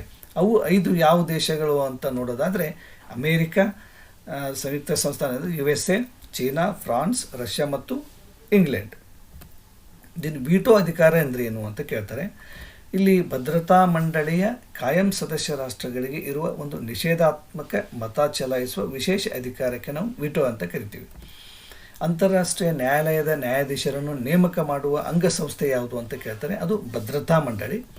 ದೆನ್ ಆರ್ಥಿಕ ಮತ್ತು ಸಾಮಾಜಿಕ ಸಮಿತಿಯಲ್ಲಿರುವ ಸದಸ್ಯ ರಾಷ್ಟ್ರಗಳ ಸಂಖ್ಯೆ ಎಷ್ಟು ಅಂತ ಕೇಳ್ತಾರೆ, 54. ದೆನ್ ದತ್ತಿ ಸಮಿತಿಯು ಇಂದು ತನ್ನ ಪ್ರಸ್ತುತತೆಯನ್ನು ಕಳೆದುಕೊಂಡಿದೆ ಏಕೆ ಅಂತ ಕಾರಣವನ್ನು ನೋಡೋದಾದರೆ, ಇಂದು ಯಾವ ಭೂಪ್ರದೇಶವು ಈ ಸಮಿತಿಯ ಆಡಳಿತಕ್ಕೆ ಒಳಪಟ್ಟಿಲ್ಲ. ದೆನ್ ದತ್ತಿ ಸಮಿತಿಯ ಆಡಳಿತಕ್ಕೆ ಒಳಪಟ್ಟು ಸ್ವತಂತ್ರಗೊಂಡ ಕೊನೆಯ ಪ್ರದೇಶ ಯಾವುದು ಅಂತ ಕೇಳ್ತಾರೆ, ಇಲ್ಲಿ ಪಲಾವು ಗಣರಾಜ್ಯ 1994ರಲ್ಲಿ. ದೆನ್ ದತ್ತಿ ಸಮಿತಿಯ ಆಡಳಿತಕ್ಕೆ ಒಳಪಟ್ಟ ಒಟ್ಟು ಪ್ರದೇಶಗಳ ಸಂಖ್ಯೆ ಎಷ್ಟು ಅಂತ ಕೇಳ್ಬೋದು, ಅದಕ್ಕೆ 11 ಸರಿಯಾದ ಉತ್ತರ. ಇನ್ನು ಅಂತಾರಾಷ್ಟ್ರೀಯ ನ್ಯಾಯಾಲಯದಲ್ಲಿರುವ ಒಟ್ಟು ನ್ಯಾಯಾಧೀಶರ ಸಂಖ್ಯೆ ಎಷ್ಟು ಅಂತ ಕೇಳ್ತಾರೆ, ಅದು 15. ಅಂತಾರಾಷ್ಟ್ರೀಯ ನ್ಯಾಯಾಲಯದ ನ್ಯಾಯಾಧೀಶರ ಅಧಿಕಾರಾವಧಿ ಎಷ್ಟು ಅಂತ ಕೇಳ್ತಾರೆ, ಅದು 9 ವರ್ಷಗಳು. ದೆನ್ ಸಚಿವಾಲಯದ ಮುಖ್ಯಸ್ಥರು ಯಾರು ಅಂತ ಕೇಳ್ತಾರೆ, ಅಲ್ಲಿ ಮಹಾಕಾರ್ಯದರ್ಶಿಯಾಗಿರ್ತಾರೆ. ಮಹಾಕಾರ್ಯದರ್ಶಿಯವರ ಅಧಿಕಾರಾವಧಿ ಎಷ್ಟು ಅಂತ ಕೇಳಿದರೆ 5 ವರ್ಷಗಳು. ಈಗ ವಿಶ್ವಸಂಸ್ಥೆ ದಿನನಿತ್ಯದ ಆಡಳಿತಾತ್ಮಕ ಕಾರ್ಯಗಳನ್ನು ನಿರ್ವಹಿಸುವ ಅಂಗಸಂಸ್ಥೆ ಯಾವುದು ಅಂತಂದರೆ ಅದು ಸಚಿವಾಲಯ. ಇನ್ನು ಸಚಿವಾಲಯದ ಮಹಾಕಾರ್ಯದರ್ಶಿಯನ್ನು ಆರಿಸುವ ಅಂಗಸಂಸ್ಥೆ ಯಾವುದಂದರೆ ಸಾಮಾನ್ಯ ಸಭೆ. ಆಮೇಲೆ ಸಚಿವಾಲಯದ ಪ್ರಧಾನ ಕಾರ್ಯಾಲಯ ಎಲ್ಲಿದೆ ಅಂದರೆ ಅಮೇರಿಕಾದ ನ್ಯೂಯಾರ್ಕಲ್ಲಿದೆ. ದೆನ್ ಪ್ರಸ್ತುತ ಸಚಿವಾಲಯದ ಮಹಾಕಾರ್ಯದರ್ಶಿ ಯಾರಿದ್ದಾರೆ ಅಂತಂದರೆ Antonio Guterres. Okay. Then Commonwealth ರಾಷ್ಟ್ರಗಳ ಸಂಘದ ನಾಯಕತ್ವವನ್ನು ಯಾರು ವಹಿಸ್ತಾರೆ ಅಂದರೆ ಬ್ರಿಟನ್ನಿನ ದೊರೆ ವಹಿಸಿದ್ರು. ದೆನ್ ಸಾರ್ಕ್ ಸದಸ್ಯ ರಾಷ್ಟ್ರಗಳು ಯಾವುವು ಅಂತ ಕೇಳ್ತಾರೆ, ಭಾರತ, ಬಾಂಗ್ಲಾದೇಶ, ನೇಪಾಳ, ಶ್ರೀಲಂಕಾ, ಪಾಕಿಸ್ತಾನ್, ಮಾಲ್ಡೀವ್ಸ್, ಭೂತಾನ್ ಹಾಗೂ ಅಫ್ಘಾನಿಸ್ತಾನ್ ಅಂತ ಹೇಳ್ಬೋದು. ದೆನ್ ಸಾರ್ಕ್ ಸಂಸ್ಥೆಯ ಪ್ರಗತಿಗೆ ತೊಡಕಾಗಿರುವ ಅಂಶವೇನು ಅಂತ ಕೇಳ್ಬೋದು. ಇಲ್ಲಿ ಸದಸ್ಯ ರಾಷ್ಟ್ರಗಳ ಪರಸ್ಪರ ಅಪನಂಬಿಕೆ ಮತ್ತು ವಿವಾದಗಳು ಅಂತ ಬರಿಬೋದು. ದೆನ್ ಸಾರ್ಕ್ ಸಂಸ್ಥೆಯ ಪ್ರಗತಿಗೆ ತೊಡಕಾಗಿರುವ ಸೂತ್ರವೇನು ಅಂತ ಕೇಳ್ಬೋದು.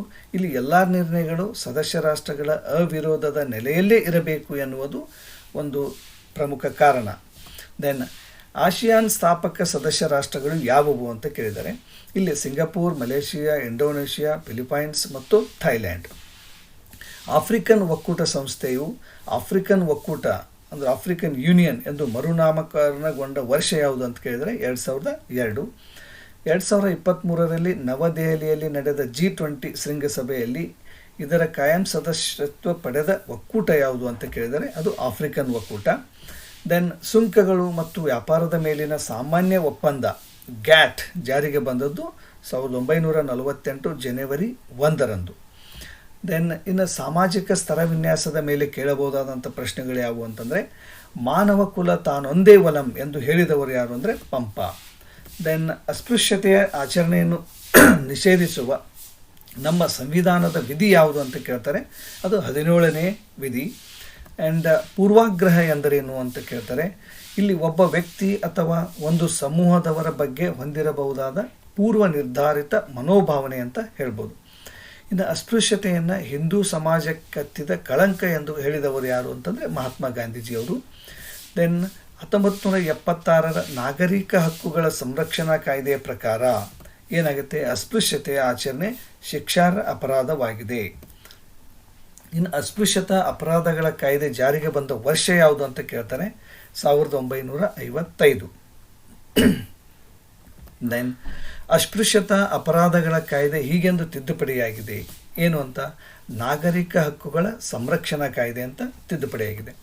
1989ರ ಒಂದು ಶಾಸನವು ಅಸ್ಪೃಶ್ಯತೆಯನ್ನು ನಿರ್ಮೂಲನೆ ಕುರಿತಾದ ವಿಶೇಷ ಜವಾಬ್ದಾರಿಯನ್ನು ಇವರಿಗೆ ನೀಡಿದೆ. ಯಾರಿಗೆ ಅಂತಂದರೆ ರಾಜ್ಯ ಸರ್ಕಾರಕ್ಕೆ ಅಂತ.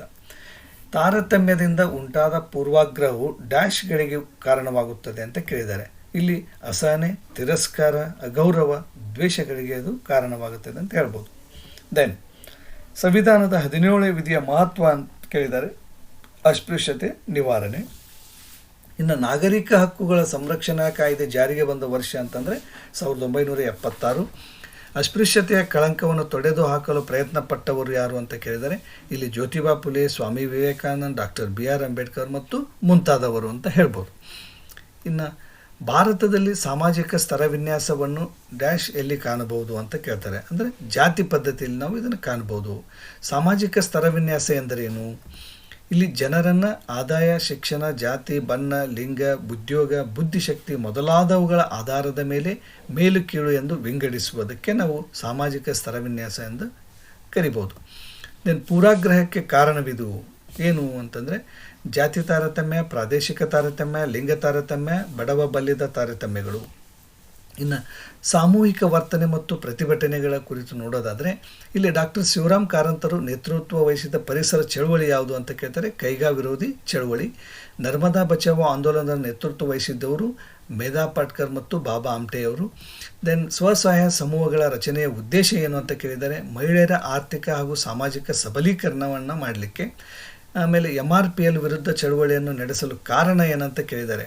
ಇಲ್ಲಿ ತೈಲ ಕಾರ್ಯಾಗಾರದಿಂದ ಬರುವ ರಾಸಾಯನಿಕ ತ್ಯಾಜ್ಯಗಳಿಂದ ಪರಿಸರವನ್ನು ರಕ್ಷಣೆ ಮಾಡುವಂಥದ್ದು ಅದರ ಒಂದು ಪ್ರಮುಖ ಉದ್ದೇಶವಾಗಿತ್ತು. ದೆನ್ ಮೌನ ಕಣಿವೆ ಆಂದೋಲನವನ್ನು ಏಕೆ ಹಮ್ಮಿಕೊಳ್ಳಲಾಯಿತು ಅಂತ ಕೇಳ್ತಾರೆ. ಇಲ್ಲಿ ಪರಿಸರ ನಾಶ ತಡೆಗಟ್ಟಲು. ದೆನ್ ಚಿಪ್ಕೋ ಚಳವಳಿಯ ನೇತಾರರು ಯಾರು ಅಂತ ಕೇಳಿದರೆ ಸುಂದರ್ಲಾಲ್ ಬಹುಗುನ್ ಮತ್ತು ಚಂಡಿ ಪ್ರಸಾದ್ ಭಟ್ ಅನ್ನುವಂಥವ್ರು. ದೆನ್ ಚಿಪ್ಕೋ ಚಳವಳಿ ನಡೆದ ವರ್ಷ ಅಂತ ಕೇಳ್ತಾರೆ 1973. ಚಿಪ್ಕೋ ಚಳವಳಿ ನಡೆಯದ ರಾಜ್ಯ ಅಂತ ಕೇಳ್ತಾರೆ, ಅದು ಉತ್ತರಾಖಂಡನ ತೆಹರಿ ಗರ್ವಾಲ್ ಜಿಲ್ಲೆ ಅಂತ ಹೇಳ್ಬೋದು. ದೆನ್ ಅಪ್ಪಿಕೋ ಚಳವಳಿ ನಡೆದ ಸ್ಥಳ ಯಾವುದು ಅಂತ ಕೇಳ್ತಾರೆ. ನಮ್ಮ ಕರ್ನಾಟಕದ ಉತ್ತರ ಕನ್ನಡ ಜಿಲ್ಲೆಯ ಸಲ್ಯಾಣಿ ಎಂಬ ಗ್ರಾಮದಲ್ಲಿ ಇದು ನಡೀತು ಅಂತ ಹೇಳ್ಬೋದು. ದೆನ್ ಅಪ್ಪಿಕೋ ಚಳವಳಿ ನಡೆದ ವರ್ಷ ಯಾವುದು ಅಂತ ಕೇಳ್ತಾರೆ 1973. ಓಕೆ. ದೆನ್ ನರ್ಮದಾ ಬಚಾವೋ ಆಂದೋಲನ ನಡೆದ ರಾಜ್ಯ ಯಾವುದು ಅಂತ ಕೇಳ್ತಾರೆ, ಇದು ಗುಜರಾತ್. ದೆನ್ ಮೌನ ಕಣಿವೆ ಆಂದೋಲನ ನಡೆದ ಸ್ಥಳ ಯಾವುದು ಅಂದರೆ ಅದು ಕೇರಳದ ಪಾಲ್ಘಾಟ್ ತಾಲೂಕಿನಲ್ಲಿ. ದೆನ್ ಜೀತ ಪದ್ಧತಿಯ ರದ್ದತಿ ಶಾಸನ ಜಾರಿಗೆ ತಂದವರು ಯಾರು ಅಂತ ಕೇಳ್ತಾರೆ, ದಿವಂಗತ ದೇವರಾಜ್ ಅರಸುರವರು. ದೆನ್ ಕರ್ನಾಟಕ ರಾಜ್ಯ ರೈತ ಸಂಘದ ಸ್ಥಾಪಕರು ಯಾರು ಅಂತ ಕೇಳ್ತಾರೆ, ಪ್ರೊಫೆಸರ್ MG ನಂಜುಂಡ ಸ್ವಾಮಿಯವರು. ದೆನ್ ಕಾರ್ಮಿಕ ಚಳುವಳಿ ಎಂದರೇನು ಅಂತ ಕೇಳ್ತಾರೆ, ಕಾರ್ಮಿಕರ ಹಿತಾಸಕ್ತಿಗಾಗಿ ನಡೆಯುವ ಚಳುವಳಿ. ದೆನ್ ಅಸ್ಪೃಶ್ಯತಾ ಆಚರಣಾ ವಿರೋಧಿ ಚಳುವಳಿ ಎಂದರೇನು, ದಲಿತರ ಮೇಲೆ ನಡೆಯುವ ಹಲ್ಲೆ, ಸಾಮಾಜಿಕ ದೌರ್ಜನ್ಯಗಳ ವಿರುದ್ಧ ನಡೆದ ಜನ ಚಳುವಳಿ.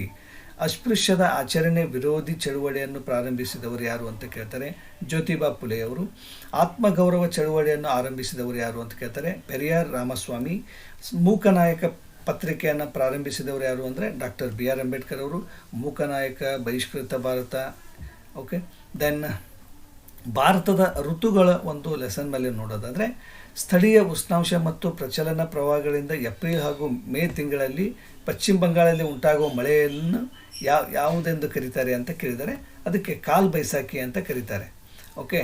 ದೆನ್ ಭಾರತದಲ್ಲಿ ಅತಿ ಕಡಿಮೆ ಮಳೆ ಬೀಳುವ ಪ್ರದೇಶ ಯಾವುದು ಅಂತ ಕೇಳ್ತಾರೆ, ಅದು ರುಯ್ಲಿ, ನಮ್ಮ ರಾಜಸ್ಥಾನದ ರುಯ್ಲಿ.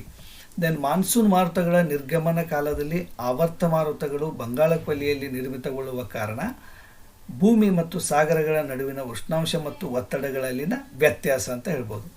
ಇನ್ನು ಭಾರತದಲ್ಲಿ ಅತಿ ಹೆಚ್ಚು ಮಳೆ ದಾಖಲಾಗುವ ಪ್ರದೇಶ ಮೇಘಾಲಯದ ಮಾಸಿನ್ರಾಮ್ ಅಂತ ನಾವು ಹೇಳ್ಬೋದು. ದೆನ್ ಭಾರತದಲ್ಲಿ ಚಳಿಗಾಲದಲ್ಲಿ ಉಷ್ಣಾಂಶ ಕಡಿಮೆಯಾಗಲು ಕಾರಣ ಅಂತ ಕೇಳ್ತಾರೆ, ಇಲ್ಲಿ ಸೂರ್ಯನ ಕಿರಣಗಳು ಓರೆಯಾಗಿ ಬೀಳುವುದರಿಂದ. ನಮ್ಮ ದೇಶದಲ್ಲಿ ಅತಿ ಹೆಚ್ಚು ಉಷ್ಣಾಂಶ ದಾಖಲಾಗಿರುವ ಪ್ರದೇಶ ಅದು ಗಂಗಾನಗರ ಅಂತ ಹೇಳ್ಬೋದು. ದೆನ್ ಪಶ್ಚಿಮ ಘಟ್ಟಗಳ ಪಶ್ಚಿಮ ಭಾಗವು ಹೆಚ್ಚು ಮಳೆಯನ್ನು ಪಡೆಯುತ್ತದೆ, ಏಕೆಂದರೆ ಪಶ್ಚಿಮ ಘಟ್ಟಗಳು ನೈಋತ್ಯ ಮಾನ್ಸೂನ್ ಮಾರುತಗಳನ್ನು ತಡೆಯುವುದರಿಂದ. ಏಪ್ರಿಲ್ ಹಾಗೂ ಮೇ ತಿಂಗಳಲ್ಲಿ ಬೀಳುವ ಪರಿಸರನ ಮಳೆಯನ್ನು ಕರ್ನಾಟಕದಲ್ಲಿ ಈಗೆನ್ನುತ್ತಾರೆ ಕಾಫಿ ತುಂತುರು ಅಂತ ಕರಿತೀವಿ. ದೆನ್ ಭಾರತದಲ್ಲಿ ಅತಿ ಕಡಿಮೆ ಬೀಳುವ ಅವಧಿ ಯಾವುದು ಅಂತ ಕೇಳ್ತಾರೆ, ಅದು ಚಳಿಗಾಲ. ಇನ್ನು ದೇಶದ ಸರಾಸರಿ ಮಳೆಯ ಪ್ರಮಾಣ ಎಷ್ಟು ಅಂದರೆ 118 ಸೆಂಟಿಮೀಟರ್ ಅಂತ ಹೇಳ್ಬೋದು. ದೆನ್ ನೈಋತ್ಯ ಮಾನ್ಸೂನ್ ಮಾರುತಗಳ ಕಾಲದಲ್ಲಿ ಮಳೆಯನ್ನು ಪಡೆಯದ ರಾಜ್ಯ ಅಂತ ಕರೀತಾರೆ, ಪಡೆಯದ ರಾಜ್ಯ ಅದು ತಮಿಳುನಾಡು. ಮಾನ್ಸೂನ್ ಮಾರುತಗಳ ನಿರ್ಗಮನ ಕಾಲದಲ್ಲಿ ಬೀಳುವ ವಾರ್ಷಿಕ ಮಳೆಯ ಪ್ರಮಾಣ ಅಂತ ಕೇಳ್ತಾರೆ, ಅದು 13% ಇರುತ್ತೆ. ದೆನ್ ನೈಋತ್ಯ ಮಾನ್ಸೂನ್ ಮಾರುತಗಳು ಅಕ್ಟೋಬರ್ನಿಂದ ಹಿಂದೆ ಸರಿಯಲು ಕಾರಣ ಅಂತ ಕರೀತಾರೆ, ಇಲ್ಲಿ ಉಷ್ಣಾಂಶ ಕಡಿಮೆಯಾಗಿ ಒತ್ತಡ ಹೆಚ್ಚಾಗುವುದರಿಂದ. ಬೇಸಿಗೆ ಕಾಲದಲ್ಲಿ ಭಾರತದಲ್ಲಿ ಉಷ್ಣಾಂಶ ಅಧಿಕವಾಗಿರುತ್ತದೆ, ಏಕೆಂದರೆ ಇಲ್ಲಿ ಸೂರ್ಯನ ಲಂಬ ಕಿರಣಗಳು ಬೀಳುವುದರಿಂದ. ದೆನ್ ಸ್ಥಳೀಯ ಉಷ್ಣಾಂಶ ಹಾಗೂ ಪ್ರಚಲನ ಪ್ರವಾಹಗಳಿಂದ ಉಂಟಾಗುವ ಮಳೆ ಯಾವುದು ಅಂತ ಕೇಳ್ತಾರೆ, ಅದು ಪರಿಸರನ ಮಳೆ. ದೆನ್ ಇನ್ನು ಭಾರತದ ಸಾರಿಗೆ ಮತ್ತು ಸಂಪರ್ಕ ಒಂದು ಲೆಸನ್ ಮೇಲೆ ನೋಡೋದು, ಭಾರತದ ಚಹಾದ ಬಂದರು ಯಾವುದು ಅಂತಂದರೆ ಅದು ಕೋಲ್ಕತ್ತಾ ಬಂದರು. ಭಾರತದ ಹೆಬ್ಬಾಗಿಲು ಎಂದು ಕರೆಯಲ್ಪಡುವ ಬಂದರು ಅದು ಮುಂಬೈ. ದೆನ್ ಕೋಲ್ಕತ್ತಾದಲ್ಲಿರುವ ಅಂತಾರಾಷ್ಟ್ರೀಯ ವಿಮಾನ ನಿಲ್ದಾಣದ ಹೆಸರೇನು ಅಂತ ಕೇಳಿದರೆ ನೇತಾಜಿ ಸುಭಾಷ್ ಚಂದ್ರ ಬೋಸ್ ಅಂತಾರಾಷ್ಟ್ರೀಯ ವಿಮಾನ ನಿಲ್ದಾಣ ಅಂತ ಹೇಳ್ಬೋದು. ಇನ್ನು ಭಾರತದ ಸಾರಿಗೆಯ ವಿಧಗಳನ್ನು ತಿಳಿಸಿ ಅಂತ, ನಮ್ಮ ಭಾರತದಲ್ಲಿ ಸಾರಿಗೆ ಒಂದು 3-4 ಟೈಪಲ್ಲಿ 4 ವಿಧದಲ್ಲಿ ನಡೆಯುತ್ತೆ. ಅದು ರಸ್ತೆ ಸಾರಿಗೆ, ರೈಲು ಸಾರಿಗೆ, ಜಲ ಸಾರಿಗೆ ಮತ್ತು ವಾಯು ಸಾರಿಗೆ. ಓಕೆ, ದೆನ್ ಸಾರಿಗೆ ಎಂದರೇನು ಅಂತ ನೋಡೋದಾದರೆ ವಸ್ತುಗಳು, ಸೇವೆಗಳು ಅಥವಾ ಮಾಹಿತಿ ಮತ್ತು ಸರಕುಗಳನ್ನು ಒಂದು ಸ್ಥಳದಿಂದ ಮತ್ತೊಂದು ಸ್ಥಳಕ್ಕೆ ಸಾಗಿಸುವುದು ಅಂತ ಅರ್ಥ. ಇನ್ನು ಬ್ರಿಟಿಷರ ಕಾಲದಲ್ಲಿ ರಸ್ತೆಗಳ ನಿರ್ಮಾಣದ ಪ್ರಮುಖ ಉದ್ದೇಶವೇನಾಗಿತ್ತು ಅಂತ ಕೇಳ್ತಾರೆ, ರಕ್ಷಣಾ ವ್ಯವಸ್ಥೆಗಾಗಿ ಹಳ್ಳಿಗಳು ಮತ್ತು ಕೃಷಿ ಅಭಿವೃದ್ಧಿಗೆ ಡ್ಯಾಶ್ ಸಾರಿಗೆ ಅವಶ್ಯಕವಾಗಿದೆ ಅಂತ ಕೇಳಿದ್ದಾರೆ. ಇದು ಒಂದು ರಸ್ತೆ ಸಾರಿಗೆ ಭಾಳ ಅತ್ಯಂತ ಅವಶ್ಯಕವಾಗಿದೆ. ಇನ್ನು ರಾಷ್ಟ್ರೀಯ ಹೆದ್ದಾರಿಗಳ ನಿರ್ಮಾಣ ಮತ್ತು ನಿರ್ವಹಣೆಗಾಗಿ ಸ್ಥಾಪನೆಯಾದ ಸಂಸ್ಥೆ ಯಾವುದು ಅಂತ ಕೇಳ್ತಾರೆ, ಅದು ಭಾರತದ ರಾಷ್ಟ್ರೀಯ ಹೆದ್ದಾರಿ ಪ್ರಾಧಿಕಾರ, national highway authority of India ಅಂತ ಏನು ಕರಿತೀವಿ. ಪ್ರಸ್ತುತ ಭಾರತದ ಅತಿ ಉದ್ದವಾದ ರಾಷ್ಟ್ರೀಯ ಹೆದ್ದಾರಿ ಯಾವುದು ಅಂದರೆ ಅದು ರಾಷ್ಟ್ರೀಯ ಹೆದ್ದಾರಿ 44 NH 44. ದೆನ್ ಜಗತ್ತಿನ ಅತಿ ಎತ್ತರದ ರಸ್ತೆ ಮಾರ್ಗ ಎಲ್ಲಿದೆ ಅಂತ ಕೇಳ್ತಾರೆ, ಇದು ಲಡಾಖ್ನ ಉಮ್ಲಿಂಗ್ಲಾ ಕಣಿವೆಯಲ್ಲಿ ಇದೆ ಅಂತ ಹೇಳ್ಬೋದು. ಇನ್ನು ಸ್ವತಂತ್ರ ಭಾರತದಲ್ಲಿ ಕೈಗೊಂಡ ಅತಿ ದೊಡ್ಡ ಮೂಲಭೂತ ಸೌಕರ್ಯ ಯೋಜನೆ ಯಾವುದು ಅಂತ ಕೇಳ್ತಾರೆ, ರಾಷ್ಟ್ರೀಯ ಹೆದ್ದಾರಿ ಅಭಿವೃದ್ಧಿ ಯೋಜನೆ ಅಂತ. ಇನ್ನು ರಾಷ್ಟ್ರದ ಜೀವನಾಡಿ, life line of the nation ಅಂತ ಹೆಸರಾಗಿರುವ ಸಾರಿಗೆ ಯಾವುದು ಅಂತಂದರೆ ಅದು ರೈಲ್ವೆ ಸಾರಿಗೆ ಅಂತ. ಭಾರತದಲ್ಲಿ ಮೊಟ್ಟ ಮೊದಲ ರೈಲು ಸಾರಿಗೆ ಸೇವೆಯು ಆರಂಭವಾದದ್ದು ಎಲ್ಲಿ ಅಂದರೆ ಮಹಾರಾಷ್ಟ್ರದ ಮುಂಬೈ ಮತ್ತು ಥಾನೆ ನಡುವೆ 1853ರಲ್ಲಿ. ದೆನ್ ಆಡಳಿತದ ಅನುಕೂಲಕ್ಕಾಗಿ ಭಾರತದ ರೈಲ್ವೆ ಕಾರ್ಯಜಾಲವನ್ನು ಎಷ್ಟು ರೈಲ್ವೆ ವಲಯಗಳಲ್ಲಿ ವಿಂಗಡಿಸಲಾಗಿದೆ ಅಂತ ಕೇಳ್ತಾರೆ, 18 ಅಂತ ಹೇಳ್ಬೋದು. ಮುಂಬೈ ಬಂದರಿನ ಹೆಚ್ಚಿನ ಒತ್ತಡವನ್ನು ನಿವಾರಿಸಲು ನಿರ್ಮಾಣಗೊಂಡ ಬಂದರು ಯಾವುದು ಅಂದರೆ ಅದು ನವಶೇವಾ ಬಂದರು. ಇನ್ನು ಕೋಲ್ಕತ್ತಾ ಬಂದರಿನ ಒತ್ತಡವನ್ನು ಕಡಿಮೆ ಮಾಡಲು ನಿರ್ಮಿಸುವ ಏಕೈಕ ಕೃತಕ ಬಂದರು ಅಂತಂದರೆ ಅದು ಹಲ್ದಿಯಾ ಬಂದರ್ ಅಂತ. ದೆನ್ ಭಾರತದಲ್ಲಿ ವಿಮಾನಯಾನಕ್ಕೆ ಮೂಲ ಸೌಕರ್ಯ ನಿರ್ಮಿಸುವ ಮತ್ತು ನಿರ್ವಹಿಸುವ ಸಂಸ್ಥೆ ಯಾವುದು ಅಂತ ಕೇಳ್ತಾರೆ, ಭಾರತದ ಅದು ವಿಮಾನ ನಿಲ್ದಾಣ ಪ್ರಾಧಿಕಾರ ಅಂತ ಹೇಳ್ಬೋದು. ದೆನ್ ಭಾರತ ವಿಮಾನ ನಿಲ್ದಾಣ ಪ್ರಾಧಿಕಾರ ಸ್ಥಾಪನೆಯಾದದ್ದು ಯಾವಾಗ ಅಂತ ಕೇಳ್ತಾರೆ, 1995ರಲ್ಲಿ ಸ್ಥಾಪನೆ ಆಯಿತು. ಭಾರತದ ವಿಮಾನ ನಿಲ್ದಾಣ ಪ್ರಾಧಿಕಾರದ ಕೇಂದ್ರ ಕಚೇರಿ ಎಲ್ಲಿದೆ ಅಂದರೆ ಅದು ದೆಹಲಿಯಲ್ಲಿದೆ. ದೆನ್ ಇಂದು ಭಾರತದಲ್ಲಿರೋ ಒಟ್ಟು ಅಂತಾರಾಷ್ಟ್ರೀಯ ವಿಮಾನ ನಿಲ್ದಾಣಗಳು ಎಷ್ಟಂದರೆ 24.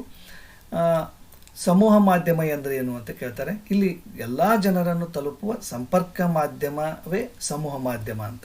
ಇನ್ನು ಭೌಗೋಳಿಕ ಮಾಹಿತಿ ವ್ಯವಸ್ಥೆ ಅಂದರೆ ಏನು ಅಂತ ಕೇಳ್ತಾರೆ, ಅಂದರೆ ಕಂಪ್ಯೂಟರ್ ಆಧಾರಿತ ಭೂಮಿಯ ಮೇಲಿನ ವೈವಿಧ್ಯಮಯ ಅಂಕಿಅಂಶಗಳನ್ನು ಸಂಸ್ಕರಿಸುವ ಮತ್ತು ವಿಶ್ಲೇಷಿಸುವ ಒಂದು ವ್ಯವಸ್ಥೆ ಅಂತ ಹೇಳ್ಬೋದು.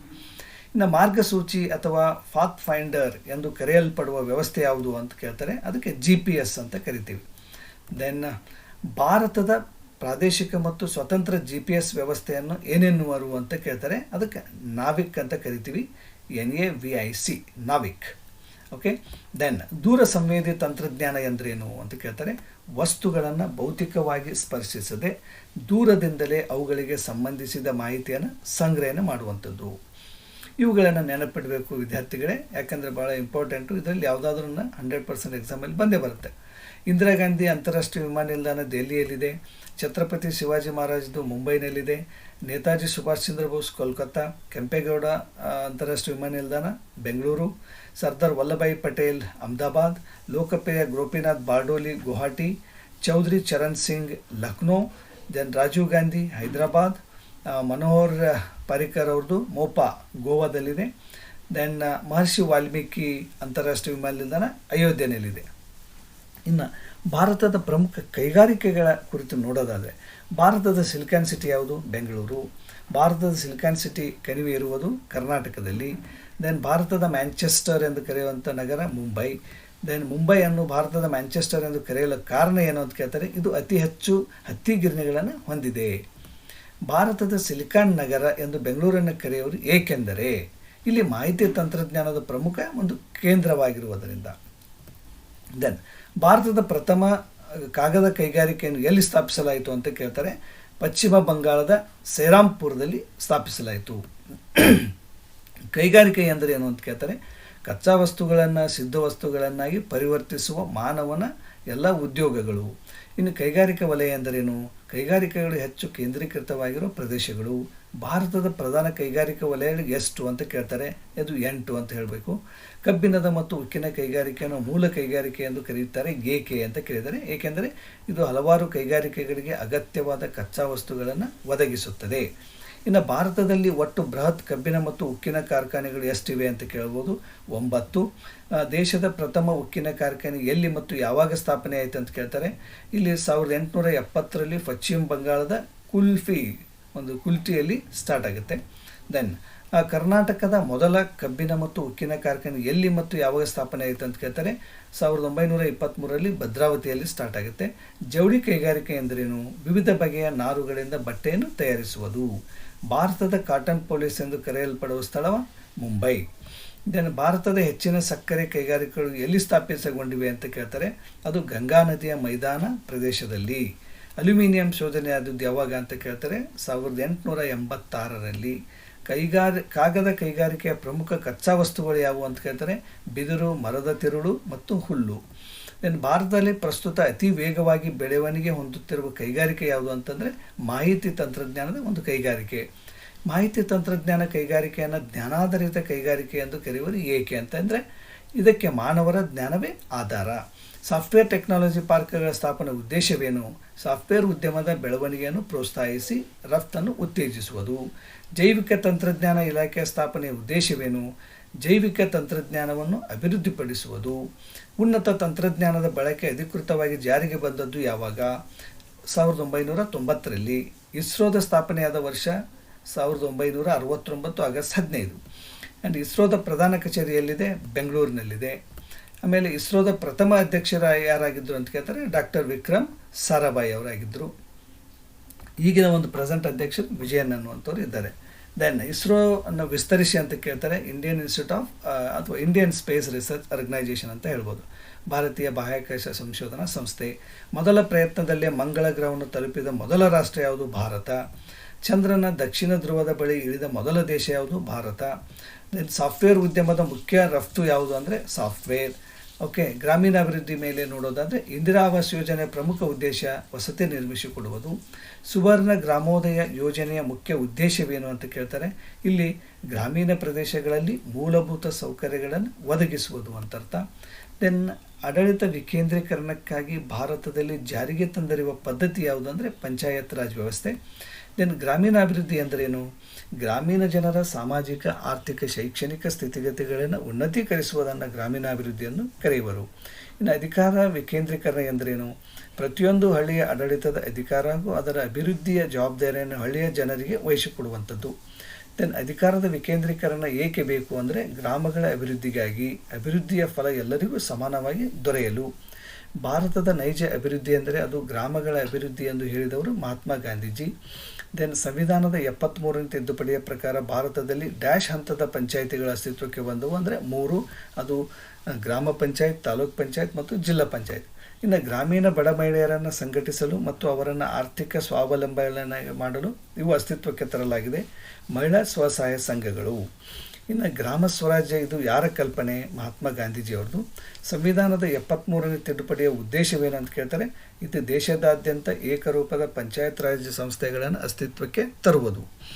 ದೆನ್ ಏಕರೂಪದ ಪಂಚಾಯತ್ ರಾಜ್ ಸಂಸ್ಥೆಗಳ ಅಸ್ತಿತ್ವಕ್ಕೆ ಬಂದದ್ದು ಯಾವಾಗ ಅಂದರೆ 1993ರಲ್ಲಿ.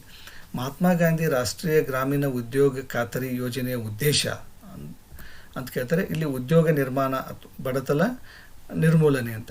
ಯಾವುದಾದ್ರೂ 2 ವಸತಿ ಯೋಜನೆಗಳನ್ನು ತಿಳಿಸಿ ಅಂತ ಕೇಳ್ತಾರೆ. ಇಂದಿರಾ ಆವಾಸ್ ಯೋಜನೆ, ಅಂಬೇಡ್ಕರ್ ವಾಲ್ಮೀಕಿ ವಸತಿ ಯೋಜನೆ, ಆಶ್ರಯ ಯೋಜನೆ, ಬಸವ ಯೋಜನೆ ಅಂತ. ಇನ್ನು 3 ಹಂತದ ಪಂಚಾಯತ್ ರಾಜ್ ಸಂಸ್ಥೆಗಳು ಯಾವುವು ಅಂತ ಕೇಳಿದರೆ ಜಿಲ್ಲಾ, ತಾಲೂಕು ಮತ್ತು ಗ್ರಾಮ ಪಂಚಾಯತ್. ದೆನ್ ಮಹಿಳೆಯರು ಯಾವ ದುಡಿಮೆಯನ್ನು ಶ್ರಮ ಎಂದು ಪರಿಗಣಿಸುವುದಿಲ್ಲ ಅಂತಂದರೆ ಅಲ್ಲಿ ಮನೆಯಲ್ಲಿ ಮಾಡುವ ಒಂದು ಕೂಲಿ ರಹಿತ ದುಡಿಮೆಯನ್ನು ಶ್ರಮ ಅಂತ ನಾವು ಕನ್ಸಿಡರ್ ಮಾಡೋದಿಲ್ಲ. ಇನ್ನು ಪಂಚಾಯತ್ ಸಂಸ್ಥೆಗಳು ಯಾವ ತತ್ವಗಳ ಅಡಿಯಲ್ಲಿ ಕಾರ್ಯನಿರ್ವಹಿಸುತ್ತವೆ ಅಂತ ಕೇಳ್ತಾರೆ. ಪ್ರಜಾಪ್ರಭುತ್ವ. 2011ರ ಜನಗಣತಿಯ ಪ್ರಕಾರ ಹಳ್ಳಿಗಳಲ್ಲಿ ವಾಸಿಸುವ ಜನಸಂಖ್ಯೆಯ ಪ್ರಮಾಣವೆಷ್ಟು ಅಂತ ಕೇಳಿದರೆ 68.84% ಅಂತ ಹೇಳ್ಬೋದು. ಆ್ಯಂಡ್ ಸಾರ್ವಜನಿಕ ಹಣಕಾಸು ಮತ್ತು ಆಯವ್ಯಯದ ಮೇಲೆ ಕ್ವೆಶನನ್ನು ನೋಡೋದಾದರೆ ಅಭಿವೃದ್ಧಿ ಹೊಂದುತ್ತಿರುವ ರಾಷ್ಟ್ರಗಳು ಸಾಮಾನ್ಯವಾಗಿ ಮಂಡಿಸುವ ಆಯವ್ಯಯ ಅಂದರೆ ಅದು ಕೊರತೆಯ ಆಯವ್ಯಯ ಅಂತ ಕರಿತೀವಿ. ಇವುಗಳಲ್ಲಿ ಪ್ರತ್ಯಕ್ಷ ತೆರಿಗೆಗೆ ಉದಾಹರಣೆ ಯಾವುದು ಅಂತ ಕೇಳ್ತಾರೆ. ಅದು ಸಂಪತ್ತಿನ ತೆರಿಗೆ. ಇನ್ನು ಇವುಗಳಲ್ಲಿ ಯೋಜನೇತರ ವೆಚ್ಚ ಯಾವುದು ಅಂದರೆ ಅದು ರಕ್ಷಣಾ ವೆಚ್ಚ ಅಂತ ನಾವು ಹೇಳ್ಬೋದು.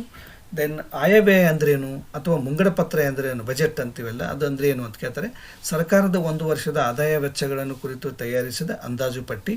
ಪ್ರತ್ಯಕ್ಷ ತೆರಿಗೆ ಎಂದರೇನು? ಸರ್ಕಾರವು ಯಾರ ಮೇಲೆ ತೆರಿಗೆಯನ್ನು ವಿಧಿಸುತ್ತದೆಯೋ ಅವರೇ ಆ ಹೊರೆಯನ್ನು ಹೊರುವಂತಿದ್ದರೆ ಅದನ್ನು ಪ್ರತ್ಯಕ್ಷ ತೆರಿಗೆ ಎನ್ನುತ್ತೇವೆ. ಇನ್ನು ಕೊರತೆಯ ಆಯವ್ಯಯ ಅಂದ್ರೇನು? ಆಯವ್ಯಯದ ಪತ್ರದಲ್ಲಿ ಸರ್ಕಾರದ ಆದಾಯಕ್ಕಿಂತ ವೆಚ್ಚವು ಹೆಚ್ಚಾಗಿದ್ದರೆ ಅದನ್ನು ಕೊರತೆಯ ಆಯವ್ಯಯ, ಡಿಫಿಷಿಟ್ ಬಜೆಟ್ ಅಂತ ಕರಿತೀವಿ. ಇನ್ನು ಕೋಶೀಯ ನೀತಿ ಎಂದರೇನು ಅಂತ ಕೇಳ್ತಾರೆ. ಸರ್ಕಾರವು ತನ್ನ ಆದಾಯ ವೆಚ್ಚ ಮತ್ತು ಸಾಲಕ್ಕೆ ಸಂಬಂಧಿಸಿದಂತೆ ಕಾಲಕಾಲಕ್ಕೆ ಅನುಸರಿಸುವ ಒಂದು ನೀತಿ. ಆ್ಯಂಡ್ ಭಾರತದಲ್ಲಿ ಹಣಕಾಸು ವರ್ಷದ ಅವಧಿ ಯಾವುದು ಅಂದರೆ ಏಪ್ರಿಲ್ 1ರಿಂದ ಮಾರ್ಚ್ 31. ಇತ್ತೀಚಿನ ದಿನಗಳಲ್ಲಿ ಸಾರ್ವಜನಿಕ ವೆಚ್ಚ ಹೆಚ್ಚಾಗುತ್ತಿದೆ ಏಕೆ? 20ನೇ ಶತಮಾನದಲ್ಲಿ ಕಲ್ಯಾಣ ರಾಜ್ಯಗಳ ಉದಯದೊಂದಿಗೆ ಆಧುನಿಕ ಸರ್ಕಾರಗಳ ಕಾರ್ಯಕ್ಷೇತ್ರ ಮತ್ತು ಪಾತ್ರ ವಿಸ್ತರಣೆಯಾಗಿದ್ದರಿಂದ. ಇನ್ನು ಭಾರತದಲ್ಲಿ ಹಣಕಾಸು ವರ್ಷ ಪ್ರಾರಂಭವಾಗುವುದು ಯಾವಾಗ ಅಂದರೆ ಏಪ್ರಿಲ್ 1ರಿಂದ ಮಾರ್ಚ್ 31. ಓಕೆ. ದೆನ್ ಕೇಂದ್ರ ಸರ್ಕಾರದ ಆಯವ್ಯಯವನ್ನು ಲೋಕಸಭೆಯಲ್ಲಿ ಮಂಡಿಸುವವರು ಯಾರು ಅಂತ ಕೇಳ್ತಾರೆ? ಹಣಕಾಸು ಮಂತ್ರಿ. ಈಗ ಹಣಕಾಸು ಮಂತ್ರಿ ನಿರ್ಮಲಾ ಸೀತಾರಾಮನ್ ಅವರಿದ್ದಾರೆ. ಪ್ರತ್ಯಕ್ಷ ತೆರಿಗೆಗೆ 2 ಉದಾಹರಣೆ ಕೊಡಿ ಅಂತ ಕೇಳ್ತಾರೆ. ಒಂದು ವರಮಾನ ತೆರಿಗೆ, ಕಂಪನಿ ತೆರಿಗೆ, ಸಂಪತ್ತಿನ ತೆರಿಗೆ, ಸ್ಟ್ಯಾಂಪ್ ತೆರಿಗೆ. ಇವುಗಳಲ್ಲಿ ಯಾವುದಾದ್ರೂ 2 ಅಂಶಗಳನ್ನು ಬರಿಬೋದು. ದೆನ್ ಸಾರ್ವಜನಿಕ ಹಣಕಾಸು ಎಂದರೇನು ಅಂತ ಕೇಳ್ತಾರೆ. ಇನ್ನು ಸರ್ಕಾರದ ಆದಾಯ ವೆಚ್ಚ ಹಾಗೂ ಸಾಲಗಳ ನಿರ್ವಹಣೆಯನ್ನು ಕುರಿತು ಅಧ್ಯಯನ ಮಾಡುವಂಥದ್ದು. ಇನ್ನು ಸರ್ಕಾರವು ಸಾರ್ವಜನಿಕ ಹಣಕಾಸನ್ನು ಡ್ಯಾಶ್ ಮೂಲಕ ನಿರ್ವಹಿಸುತ್ತದೆ ಅಂತ ಕೇಳ್ತಾರೆ. ಕೋಶೀಯ ನೀತಿಯ ಮೂಲಕ ನಿರ್ವಹಿಸುತ್ತೆ. ದೆನ್ ಉಳಿತಾಯ ಆಯವ್ಯಯ ಎಂದರೇನು ಅಂತ ಕೇಳ್ತಾರೆ.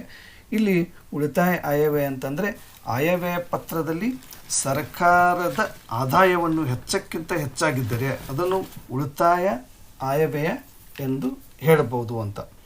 ಇನ್ನು ಸಮತೋಲನ ಆಯವ್ಯಯ ಅಂತ ಕೇಳ್ತಾರೆ. ಹಾಗಂದ್ರೆ ಏನು ಅಂತ ನೋಡೋದಾದರೆ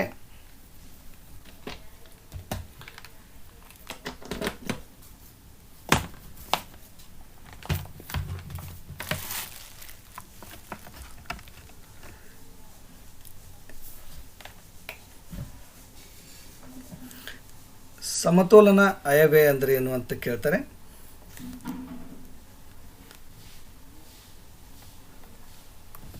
ಸರ್ಕಾರದ ಆದಾಯ ಮತ್ತು ವೆಚ್ಚವು ಸಮನಾಗಿದ್ದರೆ ಅದನ್ನು ಸಮತೋಲನ ಆಯವ್ಯಯ ಅಂತ ಕರಿತೀವಿ ನಾವು. ಇನ್ನು ಸಾರ್ವಜನಿಕ ವೆಚ್ಚ ಎಂದರೆ ಏನು ಅಂತ ಕೇಳ್ತಾರೆ. ಸರ್ಕಾರವು ತನ್ನ ಪ್ರಜೆಗಳ ಹಿತದೃಷ್ಟಿಯಿಂದ ಮಾಡುವ ಒಂದು ವೆಚ್ಚ. ಸಾರ್ವಜನಿಕ ವೆಚ್ಚದ 2 ಪ್ರಕಾರಗಳು ಯಾವುವು ಅಂತ ಕೇಳೋದಾದರೆ ಕಂದಾಯ ವೆಚ್ಚ ಮತ್ತು ಬಂಡವಾಳ ವೆಚ್ಚ. ಇನ್ನು ಕಂದಾಯ ವೆಚ್ಚ ಎಂದರೆ ಏನು ಅಂತ ಕೇಳ್ತಾರೆ. ಕೇಂದ್ರ ಸರ್ಕಾರವು ತನ್ನ ಕಂದಾಯ ಆದಾಯದಿಂದ ಮಾಡುವ ಒಂದು ವೆಚ್ಚ. ಇನ್ನು ಬಂಡವಾಳ ವೆಚ್ಚ ಅಂದರೆ ಕೇಂದ್ರ ಸರ್ಕಾರವು ತನ್ನ ಬಂಡವಾಳ ಆದಾಯದಿಂದ ಮಾಡುವಂಥ ಒಂದು ವೆಚ್ಚ. ಇನ್ನು ಸಾರ್ವಜನಿಕ ಆದಾಯ ಅಂದರೆ ಏನು ಅಂತ ಕೇಳ್ತಾರೆ. ಸರ್ಕಾರವು ತನ್ನ ವೆಚ್ಚಗಳನ್ನು ಭರಿಸಲು ವಿವಿಧ ಮೂಲಗಳಿಂದ ಸಂಗ್ರಹಿಸುವ ಹಣವನ್ನು ಸಾರ್ವಜನಿಕ ಆದಾಯ ಎಂದು ಕರೆಯುತ್ತಾರೆ. ಇನ್ನು ಕೇಂದ್ರ ಸರ್ಕಾರ ಆದಾಯ ಮೂಲಗಳ 2 ವಿಧಗಳು ಯಾವುವು ಅಂತಂದರೆ ಕಂದಾಯ ಆದಾಯ, ಬಂಡವಾಳ ಆದಾಯ. ಇನ್ನು ಕಂದಾಯ ಆದಾಯ ಅಂದರೆ ಏನು ಅಂತ ಕೇಳ್ತಾರೆ. ಸರ್ಕಾರವು ವಿವಿಧ ತೆರಿಗೆಗಳು ಮತ್ತು ತೆರಿಗೆಯೇತರ ಮೂಲಗಳಿಂದ ಸಂಗ್ರಹಿಸುವ ಒಂದು ಆದಾಯ. ಇನ್ನು ಸರ್ಕಾರದ ವಾಸ್ತವ ಅಥವಾ ನೈಜ ಆದಾಯ ಅಂದರೆ ಯಾವುದು? ಕಂದಾಯ ಆದಾಯ. ಕಂದಾಯ ಆದಾಯ 2 ವಿಧಗಳು ಯಾವುವು ಅಂತ ಕೇಳ್ತಾರೆ. ತೆರಿಗೆ ಆದಾಯ, ತೆರಿಗೆಯೇತರ ಆದಾಯ. ಇನ್ನು ತೆರಿಗೆ ಎಂದರೇನು? ಪ್ರಜೆಗಳು ಯಾವುದೇ ಫಲಾಪೇಕ್ಷೆ ಇಲ್ಲದೆ ಸರ್ಕಾರಕ್ಕೆ ಕೊಡುವಂಥ ಒಂದು ಕಡ್ಡಾಯ ವಂತಿಕೆ. ತೆರಿಗೆ 2 ವಿಧಗಳು, ಪ್ರತ್ಯಕ್ಷ ಮತ್ತು ಪರೋಕ್ಷ. ತೆರಿಗೆ ಆದಾಯ ಅಂದ್ರೇನು? ಓಕೆ, ಇವನ್ ಟೆಕ್ಸ್ಟ್ ಬುಕ್ಕಲ್ಲಿ ನೀವು ನೋಡ್ಕೊರಿ. ದೆನ್ ತೆರಿಗೆಯೇತರ ಆದಾಯ, ಓಕೆ. ದೆನ್ ಕೊರತೆ ಹಣಕಾಸು, ಇವುಗಳನ್ನು ಕೂಡ ನೀವು ಒಂದು ಟೆಕ್ಸ್ಟ್ ಬುಕ್ಕಲ್ಲಿದೆ, ದಯವಿಟ್ಟು ನೋಡ್ಕೋಬೋದು. ಇನ್ನು ಬ್ಯಾಂಕ್ ವ್ಯವಹಾರಕ್ಕೆ ಸಂಬಂಧಿಸಿದಂತೆ ನೋಡೋದಾದರೆ ವಿದ್ಯಾರ್ಥಿಗಳಿಗೆ ಯೋಗ್ಯವಾದ ಬ್ಯಾಂಕ್ ಖಾತೆ ಯಾವುದು ಅಂತ ಕೇಳ್ತಾರೆ. ಉಳಿತಾಯ ಖಾತೆ. ಸುರೇಶ್ ಎಂಬುವನು ಭವಿಷ್ಯದಲ್ಲಿ ತನ್ನ ಮಗಳ ಮದುವೆಗಾಗಿ ಇಂದಿನಿಂದ ಹಣ ಉಳಿತಾಯ ಮಾಡಲು ಸೂಕ್ತವಾದ ಬ್ಯಾಂಕ್ ಖಾತೆ ಯಾವುದು ಅಂತ ಕೇಳ್ತಾರೆ. ಆವರ್ತ ಠೇವಣಿ ಖಾತೆ. ಬ್ಯಾಂಕುಗಳು ತಾವು ನೀಡುವ ಸೇವೆಗೆ ಸೇವಾ ಶುಲ್ಕ ವಸೂಲಿ ಮಾಡುವ ಬ್ಯಾಂಕ್ ಖಾತೆ ಯಾವುದು ಅಂದರೆ ಚಾಲ್ತಿ ಖಾತೆ. ಮಾರುತಿಯು ವಿದೇಶಿ ಪ್ರವಾಸ ಕೈಗೊಳ್ಳಲು ಯೋಜಿಸಿದ್ದಾನೆ. ಅವನ ಅನುಪಸ್ಥಿತಿಯಲ್ಲಿ ತನ್ನ ಎಲ್ಲ ಒಡವೆಯನ್ನು ಸಂರಕ್ಷಿಸಿ ಬ್ಯಾಂಕಿನಿಂದ ಪಡೆಯುವ ಸೇವೆ ಭದ್ರತಾ ಕಪಾಟು ಸೇವೆ ಅಂತ.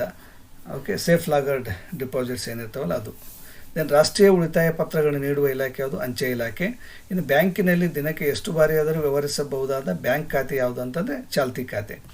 ಇನ್ನು ಠೇವಣಿಯನ್ನು ನಿಗದಿತ ಅವಧಿಗೆ ಇಡಬಹುದಾದ ಬ್ಯಾಂಕ್ ಖಾತೆ ಯಾವುದು ಅಂದರೆ ನಿಶ್ಚಿತ ಠೇವಣಿ ಖಾತೆ, ಅದು ಫಿಕ್ಸ್ಡ್ ಡಿಪಾಸಿಟ್ ಅಕೌಂಟ್. ದೆನ್ ಬ್ಯಾಂಕುಗಳ ಬ್ಯಾಂಕ್ ಯಾವುದಂದರೆ ರಿಸರ್ವ್ ಬ್ಯಾಂಕು. ದೆನ್ ಬ್ಯಾಂಕ್ ಎಂಬ ಪದವು ಇಟಾಲಿಯನ್ನ ಬ್ಯಾಂಕೋ ಎಂಬ ಪದದಿಂದ ಬಂದಿದೆ.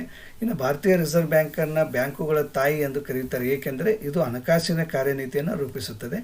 ಇನ್ನು ಡ್ಯಾಶ್ ಖಾತೆಯ ಠೇವಣಿಗಳಿಗೆ ಬ್ಯಾಂಕ್ಗಳು ಬಡ್ಡಿಯನ್ನು ಕೊಡುವುದಿಲ್ಲ. ಚಾಲ್ತಿ ಖಾತೆ ಏನಿರ್ತಾವಲ್ಲ ಅವುಗಳಿಗೆ ಯಾವುದೇ ರೀತಿಯ ಒಂದು ಇಂಟ್ರೆಸ್ಟನ್ನು ಕೊಡಲ್ಲ. ಪ್ರಸ್ತುತ ಭಾರತದಲ್ಲಿರುವ ರಾಷ್ಟ್ರೀಕೃತ ಬ್ಯಾಂಕುಗಳ ಸಂಖ್ಯೆ ಎಷ್ಟು ಅಂತ ಕೇಳ್ತಾರೆ, 12. ದೆನ್ 2 ಅಥವಾ 3 ಜನರು ಕೂಡಿ ಒಟ್ಟಿಗೆ ತೆರೆಯುವ ಬ್ಯಾಂಕ್ ಖಾತೆಯನ್ನು ಈಗಿನವರು ಅದಕ್ಕೆ ಜಂಟಿ ಖಾತೆ ಅಂತ ಕರೀತಾರೆ. ದೆನ್ ಡ್ಯಾಶ್ ಖಾತೆಯ ಗರಿಷ್ಠ ಮೊತ್ತಕ್ಕೆ ಪರಿಮಿತಿ ಇರುವುದಿಲ್ಲ. ಉಳಿತಾಯ ಖಾತೆ ಸೇವಿಂಗ್ಸ್ ಅಕೌಂಟಿಗೆ ಅದರಲ್ಲಿ ನಾವು ಎಷ್ಟಾದರೂ ಅಮೌಂಟನ್ನು ಇಡ್ಬೋದು. ದೆನ್ ಫ್ರೆಂಚಿನ ಬ್ಯಾಂಕ್ ಎಂಬ ಶಬ್ದದ ಅರ್ಥ ಏನು ಅಂತ ಕೇಳಿದರೆ ಹಣವನ್ನು ವಿನಿಮಯ ಮಾಡಿಕೊಳ್ಳುವ ಒಂದು ಟೇಬಲ್ ಅಂತ. ಇನ್ನು ಉದ್ಯಮಶೀಲತೆ ಕುರಿತು ನೋಡೋದಾದರೆ ಜಿಲ್ಲಾ ಕೈಗಾರಿಕಾ ಕೇಂದ್ರ ಸ್ಥಾಪನೆಯಾದ ವರ್ಷ, ಭಾರತದಲ್ಲಿ ಜಿಲ್ಲಾ ಕೈಗಾರಿಕಾ ಕೇಂದ್ರ ಸ್ಥಾಪಿಸಿದ ವರ್ಷ ಅದು 1978. ಉದ್ಯಮಿ ಎಂದರೆ ಯಾರು? ಒಂದು ಚಟುವಟಿಕೆಯನ್ನು ಕೈಗೆತ್ತಿಕೊಳ್ಳುವ, ಹೊಸ ಕಲ್ಪನೆಯನ್ನು ವ್ಯವಹಾರದಲ್ಲಿ ರೂಢಿಗೆ ತರುವವ ಅಂತ ಅರ್ಥ. ಉದ್ಯಮಶೀಲತೆ ಅಂದ್ರೇನು? ಉದ್ಯಮಿಯು ಉದ್ದಿಮೆಯನ್ನು ಸ್ಥಾಪಿಸಲು ಕೈಗೊಳ್ಳುವ ಕ್ರಿಯೆಗಳನ್ನು ಉದ್ಯಮಶೀಲತೆ ಅಥವಾ ಉದ್ಯಮಗಾರಿಕೆ ಎನ್ನುತ್ತೇವೆ. ಇನ್ನು ಜಿಲ್ಲಾ ಕೈಗಾರಿಕಾ ಕೇಂದ್ರ ಹೇಗೆ ಸ್ಥಾಪಿಸಲಾಗಿದೆ? ಗ್ರಾಮಾಂತರ ಪ್ರದೇಶಗಳಲ್ಲಿ ಕೈಗಾರಿಕೆಗಳನ್ನು ಸ್ಥಾಪಿಸಲು ಮತ್ತು ಅವುಗಳ ಆಡಳಿತ ಹಾಗೂ ಸಮಗ್ರತೆಯನ್ನು ಕೇಂದ್ರೀಕರಿಸಲು. ಉದ್ಯಮಶೀಲತೆಯು ಒಂದು ಸಾಹಸ ಕಾರ್ಯವದು. ಹೇಗೆ? ಬೇರೆಯವರಿಗೆ ಸಾಧ್ಯವಾಗದೇ ಇರುವುದನ್ನು ಸಾಧಿಸುವುದು. ಉದ್ಯಮ ಎಂಬ ಪದವು ಫ್ರೆಂಚಿನ ಯಾವ ಪದದಿಂದ ಬಂದಿದೆ ಅಂತ ಕೇಳಿದರೆ ಎಂಟ್ರಪ್ರೆಂಡೆ ಅಂತ ಅನ್ನತ್ತು. ಉದ್ಯಮಶೀಲತೆಯು ಒಂದು ಸೃಜನಾತ್ಮಕ ಚಟುವಟಿಕೆ. ಹೇಗೆಂದರೆ ಇದು ಏನೂ ಇಲ್ಲದದನ್ನು ಏನಾದರೊಂದಾಗಿ ಸೃಜಿಸುವ ಸಾಮರ್ಥ್ಯವಾಗಿದೆ. ಮಾರುಕಟ್ಟೆಯ ಆರ್ಥಿಕ ಸ್ಥಿತಿಯಲ್ಲಿ ಕೇಂದ್ರವನ್ನು ಅವಲಂಬಿಸಿರುವುದು ಉದ್ಯಮಿಗಳು. ಉದ್ಯಮಿಗಳ ಪ್ರವರ್ತಕ ಸಂಸ್ಥೆಗಳ ಉದ್ದೇಶ ಏನಂತ ಕೇಳಿದರೆ ಉದ್ಯಮಗಳನ್ನು ಬೆಂಬಲಿಸಲು, ಬೆಳೆಸಲು ಮತ್ತು ಅಭಿವೃದ್ಧಿಪಡಿಸಲು. ಉದ್ಯಮಿಗಳಿಗೆ ಬೇಕಾದ ಹಣಕಾಸು, ತರಬೇತಿ, ಮಾರುಕಟ್ಟೆ ಮುಂತಾದ ನೆರವು ನೀಡುವ ಸಂಸ್ಥೆಗಳು ಯಾವುವು? ಉದ್ಯಮಿ ಪ್ರವರ್ತಕ ಸಂಸ್ಥೆಗಳು. ಇದಿಷ್ಟು SSLC ಮಿತ್ರರೇ ನಿಮಗೆ ಪರೀಕ್ಷೆಗೆ ದೃಷ್ಟಿಕೋನದಿಂದ ನಾನು ರೆಡಿ ಮಾಡಿದ್ದೀನಿ. ಇದು ನಿಮ್ಗೆ ಸಹಾಯ ಮಾಡೇ ಮಾಡುತ್ತೆ. If you like the video, subscribe, like, comment and share the video with your friends. Till then take care and all the very best for your exam.